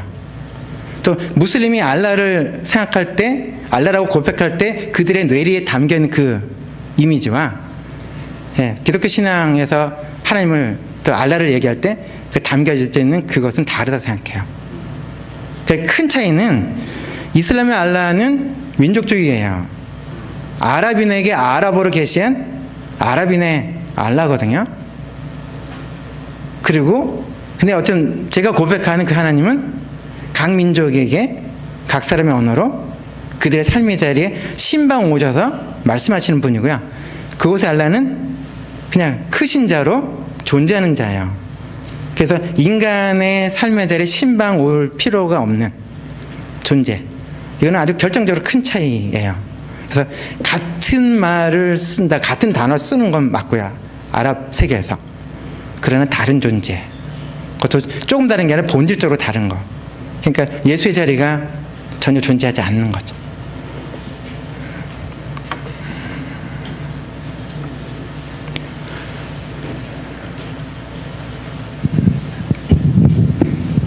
네, 선교사님 말씀 재밌게 들었습니다. 근데 이제 그 포비아 문제에서는 저도 가끔 카톡 받으면 너무 황당한 얘기들이 많아가지고 그 신뢰가 안 가는 부분이 많았었습니다. 왜냐하면 이제 그 정도 사건이면 이미 기존 언론에도 나올 만한 사건들인데 이제 그렇게 전해지는 게 좀 그랬고요. 근데 이제 그 아까 이제 우리 그 기자님도 말씀하셨지만은 그 이제 서방 쪽에 많이 당했던 그런 그 뭐 이슬람 그러니까 무슬림들이 했다고 하는 테러 때문에 그런 두려움 같은 거가 있는 건 사실인 것 같아요. 그래서 이제 그 중에 이제 제일 그 어떤 기독교인이라면 가지고 우리나라에서 기독교인이라면 가질 수 있는 게 포비아 중에서 과연 한국에 있는 그 무슬림 중에 그들이 뭐 이 한국을 이슬람화하기 위해서 적극적으로 활동하고 있다 이런 것들도 많이 이렇게 돌았거든요. 그래서 제가 알고 싶은 거는 한국에 그 살고 있는 그 무슬림 중에서 그 이맘들이 어느 정도 되고 그분들의 활동이 정말 어떤 전투적인 포교로 활동을 하고 있는지 혹시 선교사님이 아는 범위 내에서 말씀해 주시면 좋겠고요. 또 하나는 그 이곳에 살고 있는 무슬림들에게 아까 선교사님 말씀하신 어떤 친구로서 이렇게 접근해서 삶을 공유하는 그러한 그 선교 사역을 하고 있는 한국인 목사님들은 어느 정도 되는지 뭐 선교사님이 아시는 대로 좀 말씀해 주시면 감사하겠습니다. 일단 첫 번째 부분은 최근 상황은 모르겠고요. 그 외국인 이맘들 그리고 한국인 이맘들로 되어 있고요. 부산 사원 같은 경우는 한국인 이맘이 있고요. 외국인 이맘이 있어요. 왜냐하면 교인들의 절대 다수가 외국인들이니까요. 그리고 한남동에 있는 서울중앙 그 사원도 한국인 이맘이 있어요. 어떻게 우리로 치면 총회 교단 본부에 해당되거든요. 그리고 외국인 이맘이 있어요. 그리고 여타 지역들은 외국인 이맘들로 기억나요. 제가 다 방문했던 데서는. 그러니까 방글라데시 쪽이 상당히 좀 많았고요. 인도네시아 쪽 그리고 아프가니스탄에서 한국 이슬람 중앙회에서 이렇게 초빙한 외국인 이맘들이 있어요. 그런 것은 그 교인들 대상이고요. 교인들에 대한 신방 이런 거를 하는 기능이 별 관심사가 없어요. 사원에서 하는 그 목회라는 거는 그냥 사원 내에서 이루어지는 것들에 대한 좀 이렇게 뭐 하여튼 그 뭐랄까 모르겠어요. 그냥 그런 것들이 중심이 되어 있고요. 그리고 일부 이맘들하고 얘기했을 듯하는 거는 자기들이 생존하기도 버거워요. 큰 부분은 최근에 모르겠는데 한 1,100불 정도 받는다고 제가 이전에 이맘들 만날 때 그랬는데요. 애가 있을 때 그 비용으로 한국에서 애들 교육을 시킬 수가 없어서 애가 어릴 때는 관계없는데 애가 유치원 다니거나 이런 나이가 됐을 때 본국으로 보내고 홀로 남아 있었던 이맘들이 어떻게 보면 4년 5년 전에 제가 만났던 한국에 있는 곳곳에 흩어졌던 이맘들의 상황이기도 해요. 그러니까 일단은 생존이 돼야 생활이 되고 생활이 돼야 사역이 되는데 앞당겨서 버겁고 또 한국인들의 눈치가 되게 힘들거든요. 그럼 또 다른 거는 저 개인적으로는 종교 단체가 건강하면 지역사회에 영향을 준다 생각해요. 근데 그래서 한남동에 있는 이슬람선이 한 40여 년 됐는데요. 한남동의 이태원의 주변은 변함이 없어요. 한국에서 가장 그쪽 산업이 번성한 데거든요. 성산업이. 영향이 거의 없어요. 그리고 부산에 있는 이슬람 사원 주변에 아파트 단지도 있고 상가도 있지만 주변에 그래서 35년 됐나요? 그 주변에 이슬람 공동체로 인한 영향력은 거의 없고 두 가지가 있다면 터키 식당 하나 하고 모로코 식당 하나. 근데 그 부분이 한국 주민들, 지역 주민들에게 접근하기 위한 선교의 그 창구라기보다 그 사원 방문자들. 왜냐면 저희들도 타지 생활할 때 음식에 대한 그런 거 있잖아요. 그것을 보충해주는 역할과 특별한 특식 먹는 그런 기능들이 좀 많지 어떤 전략적인 어떤 공간이라고 생각지 않아요. 그래서 그런 면에서는 이슬람 자체가 우리가 생각할 때 선교적이라 얘기하지만 무슬림들도 이슬람을 전하고자 하는 마음은 있지만 한국 사회 속에서 그 영향력을 끼치기에는 한국인들의 토종 이 주민들의 상태가 많이 강팍해서 이게 들어가지 못하는 부분들 그리고 버거울 수밖에 없다는 거고요. 또 다른 거는 한국인 이맘들을 만났을 때도 한국에 있는 한국인 이맘이 사원에 가도 한국어로 된 설교를 들을 수가 없어요. 왜냐면 그 설교는 아랍어와 그 사원의 주류 집단의 언어로 설교를 하거든요. 근데 한국인들은 한두 명이거든요. 이런 상황들. 그리고 현실적으로 그렇고 한국인 자체로서 여기서 자기 신앙을 유지하기도 진짜 힘겨운 싸움을 싸우고 있어요.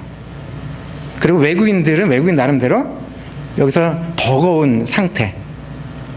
그래서 결국은 무슬림 이주자들 안에서 이렇게 돌보려고 하는 면이 핵심적인 것이지 한국인을 위해서 지금 이슬람 사원이 이렇게 반응하겠다 생각지는 않고요. 그리고 터키의 민간 기업과 터키의 일부의 사람들이 한국에서 이슬람을 전하는 것에 큰 관심을 갖고 있다는 것과 그리고 그 파키스탄의 한 이슬람 사원이 한국의 이슬람을 전하는 것에 큰 관심을 갖고 있는 건 분명해요. 돌아다니면서 느꼈던 거는. 그래서 자체적으로 그 사원에서 사람을 파송을 해서 사역을 하기도 하는데 그것도 한국인 대상이기보다 한국에 있는 파키스탄 사람들이나 그쪽에서 어떻게 신앙 교육을 지도하려고 하는 목적으로 온 부분이 그냥 기본적인 부분이라 생각이 들어요. 그러니까 어쨌든 대구에도 이슬람 사원이 있거든요. 그 동네 주변을 저는 올 때마다 돌아다녀 보거든요. 근데 가게 문 열던 건 많이 닫은 게 더 많거든요. 그러니까 확산의 그런 거 쉽지 않고 전주에 있는 이슬람 사원 30여 년 넘는 것 같은데 여기서 말하는 건 제가 연도를 다 기억을 지금 못하고 있는데요. 그 주변에 가도 그쪽에 이슬람 사원이 있다는 느낌을 가질 만한 어떤 징후들이 보이질 않고요. 그러니까 너무 묘한 거는 대전에 있는 이슬람 사원이든 경기도 광주에 있는 이슬람 사원이든 주변에 보면 밤에 화려해지는 공간들이 상당히 많아요. 그래서 한국의 이게 그런 문화의 영이 이렇게 강한 것 같아요. 그래서 다른 거는 그 저녁 때 이태원 사원에 자기 애들 데리고 무슬림 이민자가 사원 갈 때 이거 느낌이 쉽지 않을 거예요. 이렇게 좀 여름 같은 간편한 복장에 이렇게 여자끼리 남자끼리 뭐 이런 게 많거든요. 좀 쉽지 않잖아요. 그래서 근데 그런 상황들 그러니까 힘들게 보여요. 그래서 참 저도 유사업종 종사자로서 참 저 동네에는 왜 저런 걸 잘 챙기지 못할까. 근데 챙길 수가 없는 것 같아요. 그리고 묘한 거는 다국적이잖아요. 중심 언어 그룹이 있긴 해요. 근데 그 이맘하고 교인이 상담하려고 하면 어떤 언어를 써야 되죠? 그러니까 파키스탄 이맘하고 우즈베키스탄 온 그 무슬림 이 교인하고 상담을 할 때 예, 언어의 문제도 있는데 한국어로 상담을 하더라고요. 왜냐면 서로가 외국말이잖아요. 근데 영어로 할 수 없어요. 그죠? 영어도 외국이잖아요, 그들한테. 근데 한국에 사니까 한국말은 조금씩 하잖아요. 그래서 한국말로 서로 이렇게 할 때 보면서 이렇게 한국 가르쳐주고 싶은 생각도 많이 들고 그랬었거든요. 그래서 하여튼 그런 면 속에 그냥 여러 가지가 한국이 만만치가 않아요. 그리고 어느 땐 그 선교사들이 모인 데서 가본 적이 있거든요. 이슬람 전학에서 온 사람들. 예, 근데 뭐 저는 그냥 편안해요. 그래서 그거는 나도 이슬람권에 있지만 이슬람 무슬림도 이해하느라고 코란도 보고 그쪽 역사도 보는데 한국에 왔는데 한국 사람 이해하려면 불교도 이해하고 기독교도 이해해야 되는데 불교는 경쟁이 너무 많은데 좀 힘들 것 같고 그래도 기독교인도 많으니 성경도 보면 어떻겠냐는 얘기를 하거든요. 이것도 예, 선교사 만나서 하는 얘기예요. 그러니까 서로가 윈윈 할 수가 있거든요. 나도 이만큼 했으니 너도 이만큼 해줘. 그래서 어떤 관심의 그런 부분도 이게 접점이 생기면 가능한데 옆에 없으니까 이제 그냥 뿌연 건데요. 그 어떤 무슬림, 한국인 무슬림들 만날 때 그 답답한 소식 다 듣거든요. 막 저도 합동이지만 이렇게 교단 얘기 들으면 이렇게 막 힘든 느낌을 갖는 것처럼 이렇게 그 평범한 무슬림, 한국인 무슬림들이 이렇게 막 힘들어하는 게 있거든요. 전혀 이렇게 챙겨주지 않으니까요. 그런 것 속에서 왜냐면 대외적 활동이 더 이렇게 강조하거든요. 여기도 교단이니까. 그럼 약간 느낌 오죠? 대외적 활동에 관심이 있다 보면 바깥에서 이렇게 뭔가 유입하는 것에 관심이 있지만 교인들 이렇게 챙길 수 있는 그런 여러 개 쉽지 않고요. 그리고 예를 들어서 그냥 김해를 가면 동상동 쪽에 재래시장 그 주변에 사원이 5개 정도 있는데요. 그냥 여기하고 요 사이에 이렇게 길 하나 사이에 두고서 사원이 이렇게 따로 있게 돼요. 소위 말하는 이슬람 사원이 어떤 이렇게 무슬림 커뮤니티가 아니에요. 그러니까 숫자가 좀 되면 따로 놀고 싶고요. 그 다음에 그 무슬림 커뮤니티로 표현되는 건 동아리방이에요. 왜냐면 집세가 비싸고요. 그 다음에 한국인들한테 숨어 당하고 힘들잖아요. 그러니까 동아리방 만들어서 뭐 싸게 자기도 하고 음식도 해먹고 뭐 이러는 건데 하여튼 그런 부분에서는 여러 가지 속에서 약점들이 많잖아요. 타지 생활할 때. 근데 옆에서 지역 주민으로서 이웃으로서 이렇게 좀 관심 가져주게 됐을 때 말동무가 되는 거 어렵지 않은 것 같아요. 그리고 다른 얘기는 제가 드릴 수 없고요. 한국 와서 복음을 받아들인 사람들도 생각보다는 좀 많아요. 예, 하여튼 그렇습니다. 네, 감사합니다. 네, 뭐 특별한 질문 있어요?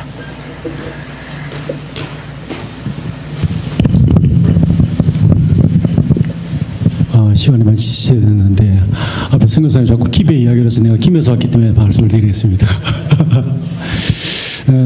제가 묻고 싶은 것은 2005년도에 OIC 세계 무슬림 지도자 회의에서 2020년도까지 한국을 무슬림 하겠다 그때 그래서 선포한 걸로 알고 있는데 그네들 계획이라 하면 지금 2년 남았거든요. 그런 시점에서 우리 선교사님 보실 때는 어떻게 현재 진행상을 보고 계십니까? 그건 괴담이고요. 예? 2020년까지 한국을 이슬람화 하겠다는 전략이 세워졌다는 말은 예. 그분들의 일방적인 주장이고요.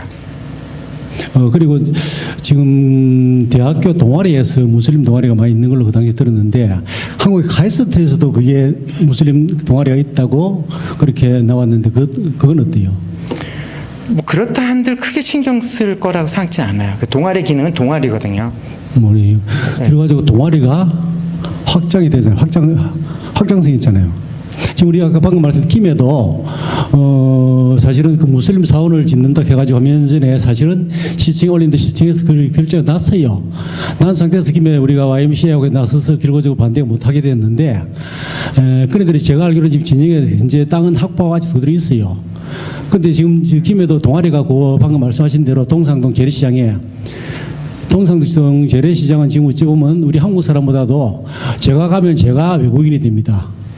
전부 거기 외국인으로 살거든요. 예. 그래 돼 있는데 거기서도 방금 말씀처럼 그네들 거기서 뭐 또 종교 행사를 한다 하기보다는 자기들끼리 살아가는 방법으로 살아가는 건 제가 또 맞는 것 같아요. 하지만 또 그게 어느 정도 때가 되고 또 분위기가 되면 또 일어설 수 있는 부분이 얼마든지 될 수 있거든요. 그래서 결과적 동아리라는 자체를 그냥 우리가 터부시하고 지날 수는 없는 거 아니냐. 그래 싶어서 내가 물어보는 겁니다. 어쨌든 생각하는 것보다는 종교적이지 않고요. 여러 기능이 있다는 것을 일단 염두에 둘 필요는 있거든요. 그리고 다른 사람들보다 인도네시아 무슬림들의 모임의 끈적거림, 친밀도는 훨씬 강해요. 공동체성이 강하고 조금 더 신앙적인 면 속에 관심들이 많은 그룹이 있어요. 동상동에서도 거기 옛날 그 무슨 큰 마트 뒤쪽에 그 인도네시아인들 따로 모이거든요. 2층에. 그 옆쪽은 한국 교회가 있고요. 예, 바로 이렇게 서로 마주보고 있거든요. 근데 하여튼 그 속에서 보면, 예, 저는 두 가지를 믿어요. 하나는 저희는 본토인이고요. 그리고 그들은 외국인이라는 거 하고요. 그리고 복음과 이슬람이 만날 때 복음의 능력은 분명하다고 생각해요. 그리고 그들 다수의 부분은 이 타지 생활하면서 자신들을 붙잡아주고 다져줄 수 있는 그 무엇인가가 필요한데 그것의 하나가 종교적인 매개라는 생각을 해요. 그래서 그 부분은 저희들 자체도 유사성이 있다고 생각해요. 그들만의 부분이 아니라 이민사회에 갔을 때 기독교 관계없이 신앙 관계없이 거기 모여지게 되거든요. 근데 그 지역사회가 이주자들을 품게 되면 그들만의 이 동아리성은 연해질 수밖에 없어요. 근데 바깥으로부터의 품어짐이 없을 때 개토화되어지는 성향들도 충분히 있다고 생각하거든요. 그래서 그런 면에서는 저희들이 하기 나름이라는 생각을 해요. 그리고 저는 인도네시아 이제 무슬림 만나서도 뭐 여러 가지 얘기를 저도 해왔지만 참 가능성 참 많은 것 같아요. 그러니까 어떻게 보면 진실, 진리에 대한 갈망들이 다른 그 이렇게 이주자들보다는 훨씬 깊었어요. 그래서 그들을 대상으로 해서 안산에서도 예, 인도네시아인들만을 대상으로 사역하는 단체도 있거든요. 예, 따스해요. 있어요. 그래서 어쨌든 저는 최대치로 저도 위기라고 해도 전 기회로 봐요. 그리고 저희가 갖고 있는 기득권이 선하게 사용되면 참 많은 것들을 이뤄낼 수 있다 생각하고요. 그분에게 막연한 것이 아니라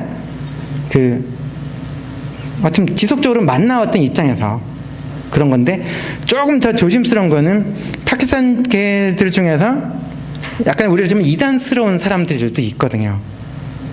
약간 이렇게 이슬람 쪽에 이단스러운. 근데 이쪽에 있는 이게 관리가 안 되는 건 있어요. 근데 어쨌든 빛이 비추면 이렇게 선명해질 수 있고 뭔가 조절이 가능한 부분을 갈 수 있다는 생각이 들어요. 그래서 뭐 큰 부분 속에서는 예, 그냥 두 권의 그냥 책과 온라인 활용했으면 좋겠는데요.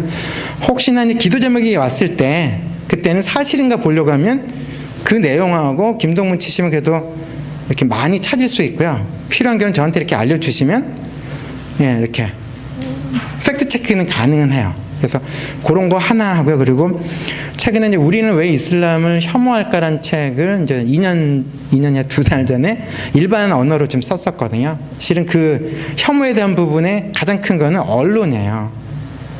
그러니까 기독교 언론은 관계없이 언론이 이 사람들의 가짜뉴스의 목적은 사람들에게 보수성들을 강화시켜주는 용도가 크거든요. 그게 가짜뉴스의 핵심이잖아요. 기독교 쪽에는 아니든 간에. 그래서 그런 것 속에서 변별력을 가져야 되는데 미디어의 팩트체크 능력이 거의 희박하고요. 안 하고요. 무지의 세계 속에 있다 싶어요. 그래서 그런 면 속에서는 거의 퍼나르기가 됐고요. 그래서 그것에 대한 기본적인 이렇게 방향성, 어떻게 보면 가짜 뉴스와 진짜 뉴스를 어떻게 이렇게 좀 구별할 수 있을까. 그래서 아주 구체적인 예들을 좀 담아놨거든요. 그러다 보면 누구 말로는 거기서 미디어 비평을 제가 했거든요. 무슨 매체 이제 가짜 뉴스에서 자유로운 데가 없으니까요. 그러고 하니까 이제 미디어 쪽에서는 뭐 불편하다는 얘기를 뭐 한다고 하지만 어쨌든 간에 여러분들은 미디어 관계에 대한 분도 계시지만 어쨌든 이게 팩트에 대한 소중함들을 좀 챙길 수 있을 것 같고요. 그리고 예, 그런 부분하고 무슬림들 안에서 일어난 일들, 그러는 간증집들과 이슬람 성경이 어떻게 되고 있는지에 대한 책들은 생각보다 많고요. 근데 글로서는 그 구체적인 사실들을 공개할 수 없는 여지들이 상당히 많아요. 이게 어떻게 보면 당사자들의 보안의 문제들이 있거든요. 근데 생각하는 것보다 깊어요. 그러니까 그 왕실의 높은 사람들부터 저항 조직에 있는 사람부터 심지어 이슬람 신학교 안에도 복음은 확장되고 있다는 거. 그리고 이맘들, 현직 이맘이지만 개종한 이맘들의 제자 훈련이 진행된 지 꽤 오래됐다는 사실들. 그리고 이맘에게 복음을 전하기 위한 선교활동 또한 존재한다는 사실들. 뭔가 좀 있어 보이지 않아요? 그리고 개종자 교회가 계속적으로 늘고 있는 상태고요. 그리고 그 작은 힌트 하나는 이란 개종자 검색하시면, 또 국민일보라 검색한 다른 거 검색하시면 수십만 명의 이란의 자발적인 개종자들이 있다는 것도 나와 있고요. 그거는 크리스채너티 투데이에서도 나왔고 여러 매체 속에 드러나 있거든요. 근데 그런 사실들이 있음에도 불구하고 우리 머릿속에는 고정관념이 더 강해요. 이슬람 선교는 안 된다. 무슬림들은 복음 받아들일 수 없다라고 하는 단정이 너무 강하기 때문에 그 사실들이 드러나도 그냥 지워지는 것 같거든요. 그래서 생각보다 실제 일어난 일은 엄청나다 싶어요. 우리가 생각하는 수준보다는. 그리고 사원 안에서도 하나님은 맥을 못 추시는 분은 아니라는 것도 분명하고요. 그리고 때와 장소에 제한이 없고요. 저 같은 어떤 전쟁적도 가고 곳곳을 다 갔을 때 불쑥 다가온 대화의 기회들이 있었어요. 제가 준비하고 간 것이 아니라 그냥 열어놓고 다니니까요. 그럴 때 거기서 느끼는 거는 위아래가 없는 거죠. 복음에 대한 갈망과 관심은 생각보다 훨씬 구체적이고 실제적인데 확인을 안 해주는 거예요.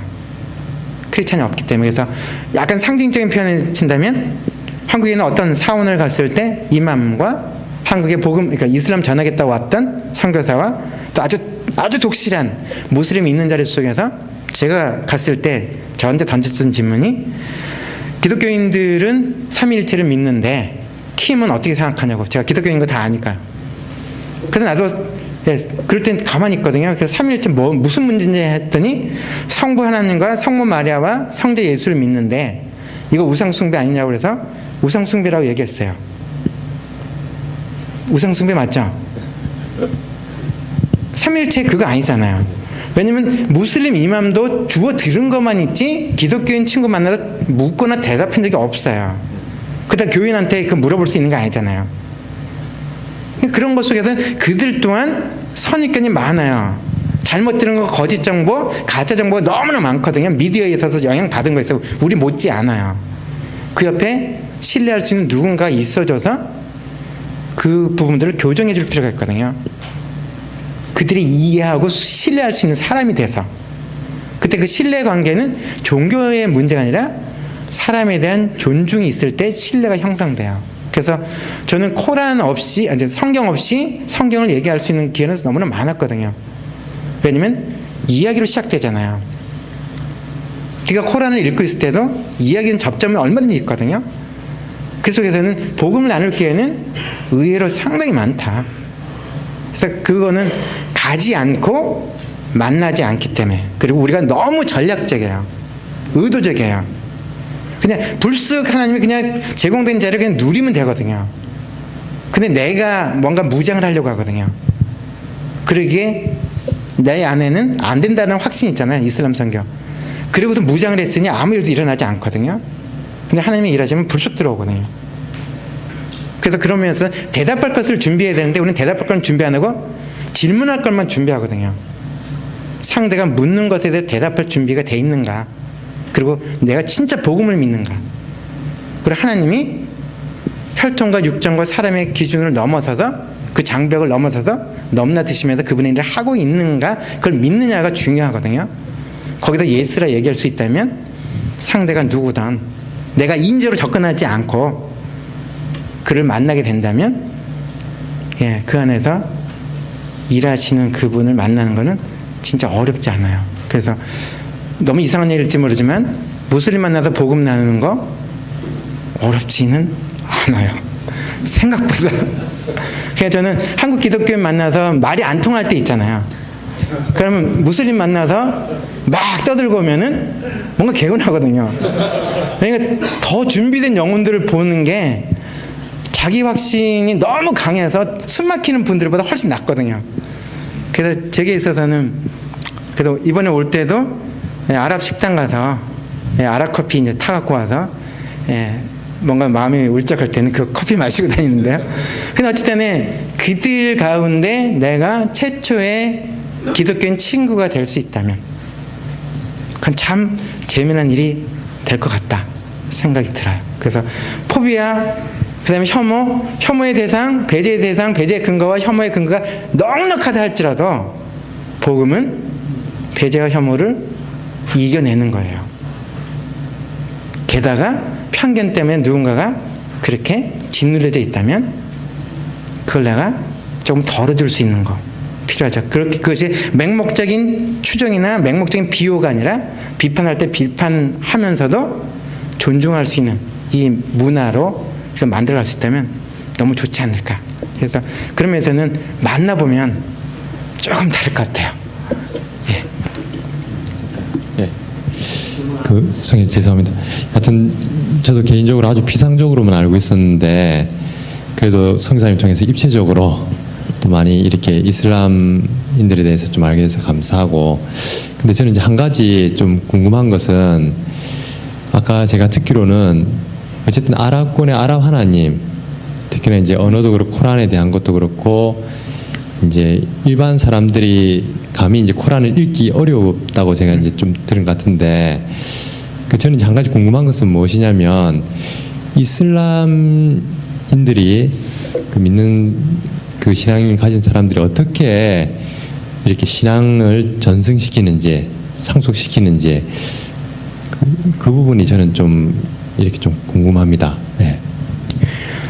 그 질문을 받으면서 저 머릿속에는 방글라데시의 도시에 저 사람 저런데 인도네시아의 무슬림 가정에 저 사람은 저렇게 사는데 너무 다양하게 막 들어오거든요. 너무 다르니까요. 그래서 그 질문을 미러링 우리 상으로 치면은 부산에 있는 기독교인들은 집에서 어떻게 신앙을 전수시킵니까 하면 이게 그냥 프리즘이 너무 넓잖아요. 그보다 더 넓은 게 이슬람 세계예요. 그리고 큰 부분은 어찌 보면 이슬람 신앙을 전수하기 위해서 애를 쓰는 분위기는 기독교인들이 신앙을 전수하려고 애를 쓰는 분위기보다는 약하다라고 하는 그 느낌은 분명하고요. 왜냐하면 거기는 그냥 이미 노미널이 됐어요. 마치 유럽 사회 속에서 지금 이름이 크리스티나, 크리스찬인데 그냥 이름이잖아요. 뭐 그런 거. 그리고 뭐 교회를 가고 안 나오고 그거 전혀 관계없이 그냥 지내는 거 이상으로 이슬람 세계는 이미 돼 있는데, 묘한 거는 이슬람의 본류인 아랍 이슬람 세계는 이미 퇴색이 되고 있다 생각해요. 근데 전승 받은 데 있잖아요. 거기는 본토보다 좀 더 뜨거운 것 같아요. 이게 좀 묘한 거잖아요. 그러니까 불교가 본토에서는 그런데 딴 동네에서 이렇게 되어지는 그런 느낌처럼 그런 부분들이 있어서 이거는 이 주류 집단, 이슬람 세계 주류 세계와 비주류 세계의 그런 정서적인 차이와 그리고 삶이 척박한 데일수록 종교성이 강한 건 사실이고, 그리고 저 개인적으로는 방글라데시나 파키스탄 쪽의 종교성이 강한 느낌과 이집트 쪽하고 예멘 쪽, 그렇게 되면 상대로 사회가 어렵고 힘들 때 종교에 뭔가 이렇게 의존하고 의탁하고자 하는 그런 마음이 강하게 느껴지는 건 있어요. 근데 그 부분이 강제로 교육된 것에 의한 것이보다는 어딘가를 뭐 붙들어야 되는 그 종교성들의 자극된 부분이 이렇게 뭐 그런 체계적인 어떤 시스템 속에서 나와진 것보다 더 큰 영향이 있지 않는가 싶어요. 그런 부분이고, 또 다른 거는 이슬람 교육은 암송이에요. 그냥 풀어서 설명한 이런 거, 토론 이런 것이 아니라 그냥 애우는 거거든요. 그때는 한국의 40년 전의 상황, 성경 읽고서 애우지 질문하지 말라고. 그 사회가 아주 보편적이에요. 이슬람 세계였으냐 그냥 애우는 거예요. 뜻 관계없이. 그래서 엉뚱한 상상이 됐던 거는 중국의 이슬람 사원 청진에 있는 그 이슬람 사원을 갔을 때 거기도 한 1200년 전 사원이었는데요. 그래서 코란이 무슨 소리가 막 주문 외우는 소리가 사원 안에서 됐는데 불경인 줄 알았거든요. 근데 코란이었대요. 코란의 언어를 성조, 중국의 성조를 넣어서 읽고 있는 거예요. 발음도 아무 신경 안 쓰고요. 그냥 자기는 코란 읽고 있대요. 근데 코란 아니거든요. 요거 좀 이해되세요? 어떻게 보면 경상도 사투리 안 한다고 하면서 뭐 그런 거 그냥 악센트가 꽉 들어간 거예요. 그러면서 자기 영어 한다고. 미국 사람이 못 알아먹는 거죠. 근데 그런 거 고민이 없어요. 그냥 이렇게 애우려고만 하지 이게 뜻을 그게 없어요. 근데 그런 것 자체 속에서는 어쨌든 신앙의 계승이보다 그냥 이렇게 흘러가지는 게 더 많다. 그러니까 그런 어떤 무장 해제에 대한 거, 자기 경계심의 해제가 다른 걸 보게 되고, 결국은 어쨌든 이 동네까지 나와서 자기는 이민자가 돼서 다른 종교를 처음 접하는 사람이 절대 다수이고, 거기서부터 합리적인 의심이 시작되는 경우가 너무나 많은 거예요. 그래서 얼마 전에 이렇게 암 투병하다가 죽은 나빌 쿠레이시라고 하는, 알라를 찾다가 예수를 만나다 그 책, 샘물카플에서 나왔던 책도 그 간증들이 그렇거든요. 그것도 진짜 빙산의 일각을 살짝 보여주는 거예요.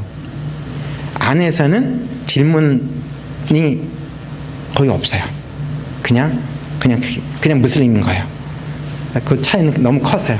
그래서 마치 이렇게 유대교 교육처럼 이렇게 막 강화시켜서 형성됐다기보다 그렇지는 않은 것 같아요.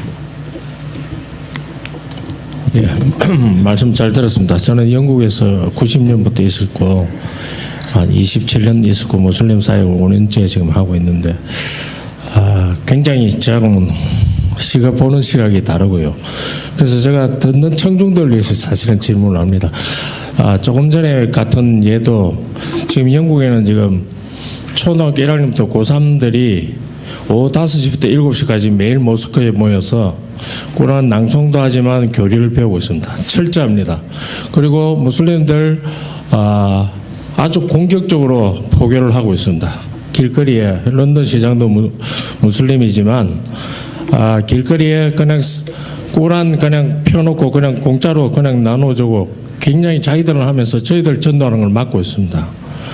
그렇기 때문에 저도 할 말씀은 참 많은데 하나 좀 말씀드리고 싶은 것은 그동안 선교사님께서 그동안 많은 수고를 하시고 또 무슬림들 많이 접한 것은 제가 충분히 하지만 그것도 빙산의 일각이고 선교사님 지금 말씀하시는 이슬람 포비아, 일단 우리가 이슬람에 대해서 어떻게 느끼시는지 모르지만 저희들은 이렇게 합니다. I love Muslim. 나는 무슬림을 사랑하지만 I don't like Islam. 이슬람은 거짓의 영입니다. 그런데 제가 보기에는 선교사님이 이슬람에 대해서 무슬림에 대해서 많은 좀 이해를 하고 포용을 하자는 것은 제가 어느 정도 동의는 되지만 제가 전반적으로 동의할 수 없는 부분들이 상당히 있습니다. 또 상황도 많이 다르고 그래서 오늘 사실은 좀 시간을 갖고 더 많은 또 토론도 더 나누고 좋겠지만은 굉장히 지금 무슬림에 대해서 우리가 경계를 해야 되고 바로 아는 사실도 중요하고 또 한편으로는 이때 1400년 역사 중에서 가장 많은 무슬림들이 크리스찬으로 돌아오는 건 사실입니다. 그런데 오늘 저희들에게 이렇게 무슬림을 잘 이해하자는 의도는 저는 좀 어느 정도 이해가 되지만 이슬람을 경계하는 것도 동시에 우리가 제가 마지막 부분은 제가 동의합니다. 복음으로서 제가 전하면 그 사람들이 돌아오는 것을 저희들이 경험하고 있습니다. 매일 경험하고 있는데 좀 그런 것을 우리 좀 한국 교회에 이슬람에 대해서 더 경계하는 것도 아까 말하면 여기 온 내용들을 제가 쭉 한번 읽어봤습니다. 예를 들어서 이슬람을 아까 성장하는 이유가 뭐냐? 저는 두 가지로 봅니다. 영국에서는 매일 그렇게 교리 공부를 시키고 완전히 세뇌를 시키고 있습니다. 두 번째는 배교하는 사람들을 죽인다고 해서 아까 여기 보니까 너무 과장된 것이라고 하는데 꾸란의 내용에도 있는 내용이잖아요. 그래서 그런 것들을 조금 더 양쪽에서 본 시각에서 조금 균형 있게 좀 했으면 하는 그런 생각이 듭니다. 예, 그렇게 생각을 합니다. 그래서 저도 누군가를 설득시키는 의도와 계획을 가진 적이 없고요. 단지 무슬림만큼 코란을 읽고 있고요. 코란 갖고도 신학적 변증을 하고 있는 건 사실이고요. 그 대상이 이맘이든 아니든 관계없고요. 저희들도 이맘하고 토론하고 아니, 하여튼 그런 부분 속에서는 그렇게 생각하시면 그 방법 속에서 진행을 하시면 되는 거거든요. 제 방법은 제가 그 살아왔던 과정일 뿐이고요. 단지 한국 사회 속에서 주도적인 목소리로 형성된 거 안에도 다른 사각지대가 있다는 것도 사실이니까요. 그런데 네. 이제 저희들한테 그런 이슬람 무슬림에 대한 이해를 조금 늦추시지 않는 한은 저는 그런 조금 그런 뭐랄까요, 그런 안타까운 마음이 있어서 말씀. 그 안타까움을 갖고서 또 안타까움을 갖고 반응하시면 사시면 되죠. 그렇게 확신하시고 결단하셨으면 그렇게 사시면 되는 거잖아요. 예. 그런데 이거는 우리도 많은 분들이 이슬람에 대해서 관심을 가지고 왔는데 이슬람을 더 잘 알고 그들에게 우리가 대응하고 그들에게 우리가 항상 삼일체만 다른 것을 공개할 때 우리도 항상 준비하고 그들과 함께 할 수 있는 이런 것을 우리가 훈련시키고 이런 강자가 필요한 것인데 여기 한국 무슬림은 약하다 뭐 이런 식으로 긴장을 놓치는 데에서는 저는 굉장히 좀 아쉬움을 좀 말씀드리고 싶습니다. 예, 그 부분은 질문하시는 분의 의도를 충분히 알겠습니다. 이번에 저희들이 이 포럼을 개최한 것은 우리 한국교회가 너무 이슬람을 배제하고 또 포비아를 재확산시키면서 마치 이슬람을 이전에 그 빨갱이 취급하듯이 이렇게 집단적으로 배제하는 문화들이 한국 사회에 확산되고 있는 것에 대해서 우리가 이번에 조금 팩트를 좀 알자 하는 것이 기본 목적이에요. 사실 이 짧은 시간에 또 이슬람이 가지고 있는 구체적인 선교 전략이나 우리 한국 사회를 향한 구체적인 그런 계획들에 대해서까지 하려면 사실은 시간은 좀 더 필요합니다. 그래서 오늘 1차 포럼의 의도가 여기라는 걸 좀 아시고 시간이 좀 많이 돼서 어떻게 이 정도로 마무리하면 어떨까 싶습니다. 예, 일단 우리 사실 질문하신 의도는 우리가 좀 마음의 긴장을 갖겠습니다. 갖고 다음에 또 우리가 그런 실제적인 준비들을 한번 계획을 해보겠습니다. 우리 윤성원 목사님 혹시 질문?